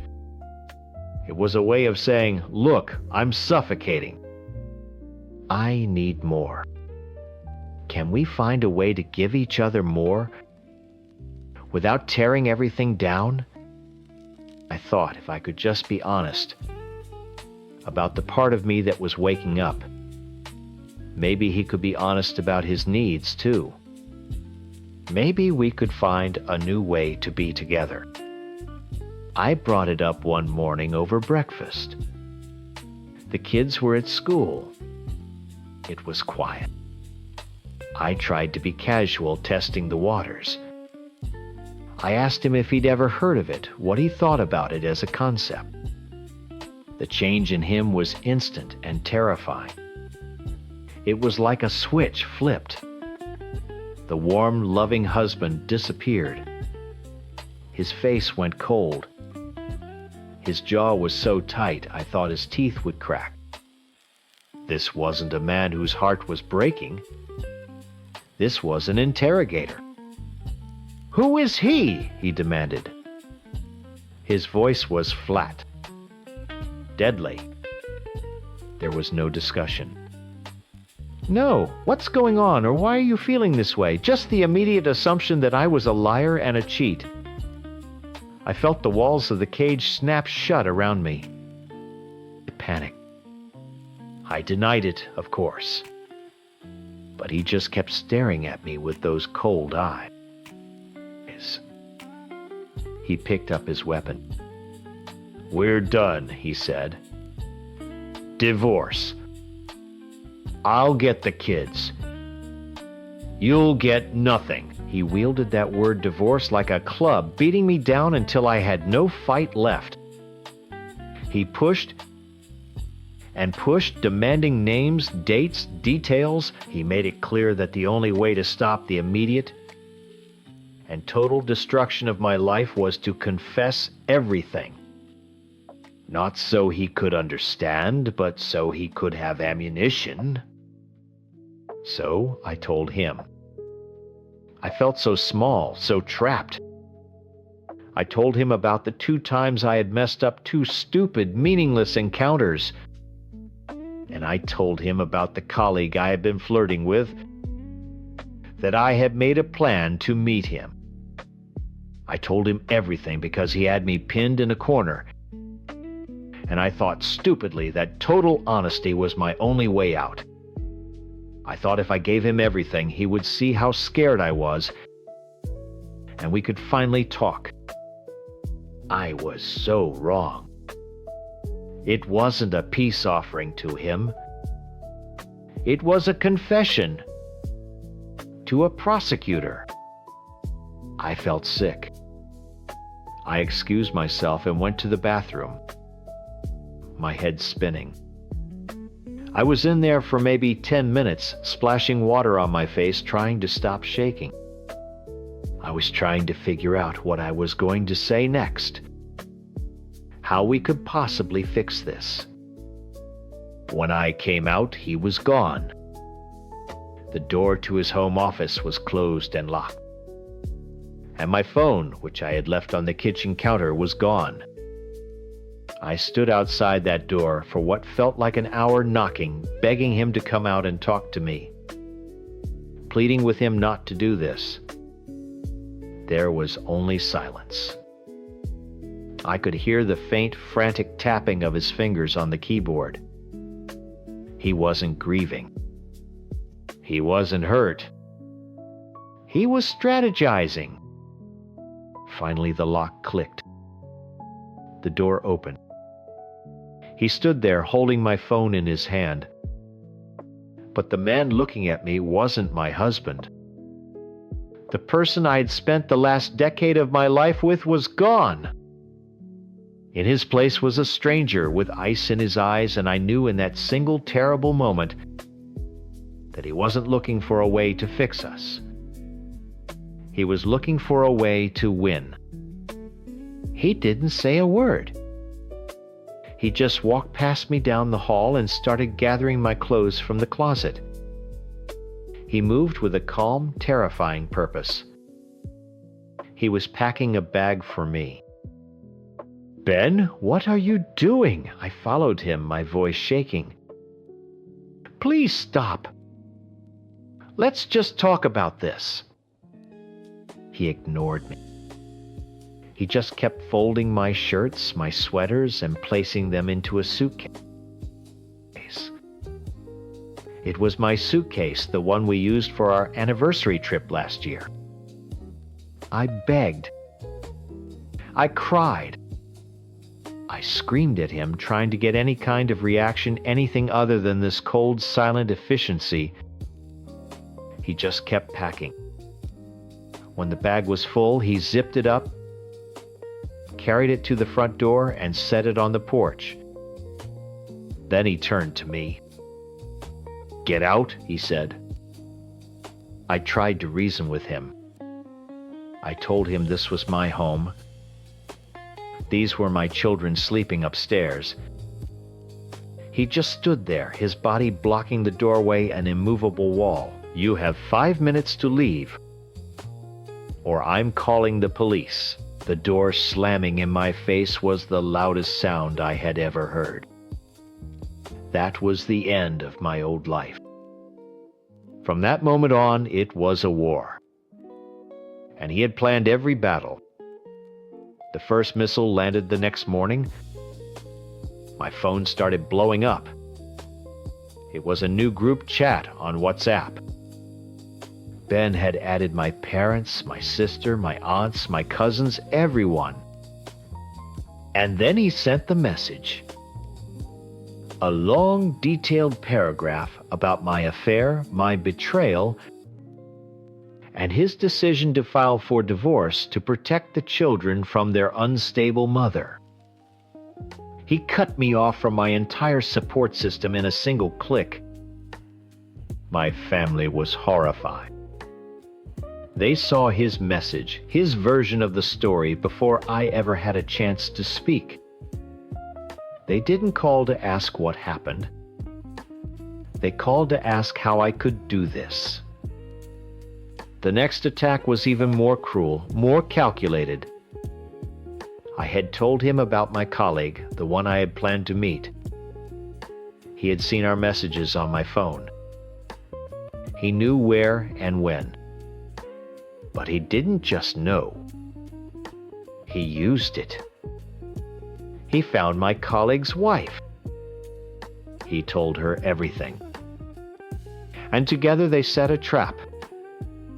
I went to the hotel, feeling sick with guilt and confusion, but also desperate for a human connection, someone to talk to. I knocked on the door and my colleague opened it. But before I could even step inside, a woman I'd never seen before pushed past him, her phone held up recording me. It was his wife. She started screaming at me, calling me a homewrecker, a slut. My colleague just stood there pale and frozen. It was all a setup. The whole humiliating, awful scene was designed by my husband to be the nail in my coffin. he now had video proof of my character. He had evidence he could use against me, leverage to take my children. And he did. He used it all. Every day there was a new story he told the kids. Mommy is sick right now. Mommy needs some time alone. That soon turned into, Mommy made some bad choices and doesn't want to be part of our family anymore. How do you fight that? How can a 7-year-old and a 9-year-old understand the idea of a mother suffocating? A mother who just wanted to feel like a person. They can't. All they understand is that their mom left and their dad is sad. He made himself the victim and the hero all at once, the brave father protecting his children from their terrible mother. The final meeting was a joke. I couldn't face him alone, not with his lawyer, this shark in a $1,000 suit. I asked my best friend Sarah to come with me. We were late. We got lost trying to find the office, and by the time we got there, we were a mess. We sat in the waiting room trying to make stupid jokes, laughing a little too loudly. It was either that or break down sobbing right there on the leather sofa. When we finally sat down at the huge conference table, the air was sucked out of the room. It was just me and Sarah on one side and Ben and his lawyer on the other. His lawyer slid a thick stack of papers across the polished wood. The settlement. I didn't even have to read it. Ben's face told me everything. Full custody of the children to him. I would get them every other weekend if he approved of my living situation. I had to waive any claim to the house, to his retirement, to any kind of monthly support or alimony. In exchange for walking away from 11 years of my life, from my children, from my home, I would receive a one-time payment of $60, 000. Sarah gasped beside me. She started to argue, to say how insane this was, how unfair. But I wasn't listening to her. I was looking at Ben. There was no sadness in his eyes. No regret. There was just victory. It was the look of a man who had won. He had cornered me, stripped me of all my defenses, and was now delivering the final blow. He knew I didn't have the money or the strength to fight him. He knew that if I fought, he would drag it out for years, poisoning the kids against me more and more each day. Using that video, using my family's words, using everything. He was offering me a choice, a long, slow public execution or a quick death. So, I signed. I took the pen and I signed away my children. I signed away my life. Sarah was crying, telling me not to do it. But I had to. It was the only way to make it stop. The only way to end the war. Ben sees it as his greatest victory. He won. He got the house, the kids, the moral high ground. He successfully erased me and painted me as the villain he needed me to be. Everyone thinks he's a saint for not taking me for everything I had, which was nothing. But I don't see it that way. That $60,000 wasn't a settlement. It was the price of my freedom. It was the money I had to pay to get out of that comfortable cage. And it cost me everything I loved. A part of me knows he didn't do it because he loved our family so much. He did it because he couldn't stand the thought of losing control. He would rather burn our whole world to the ground than let me be the one to walk away.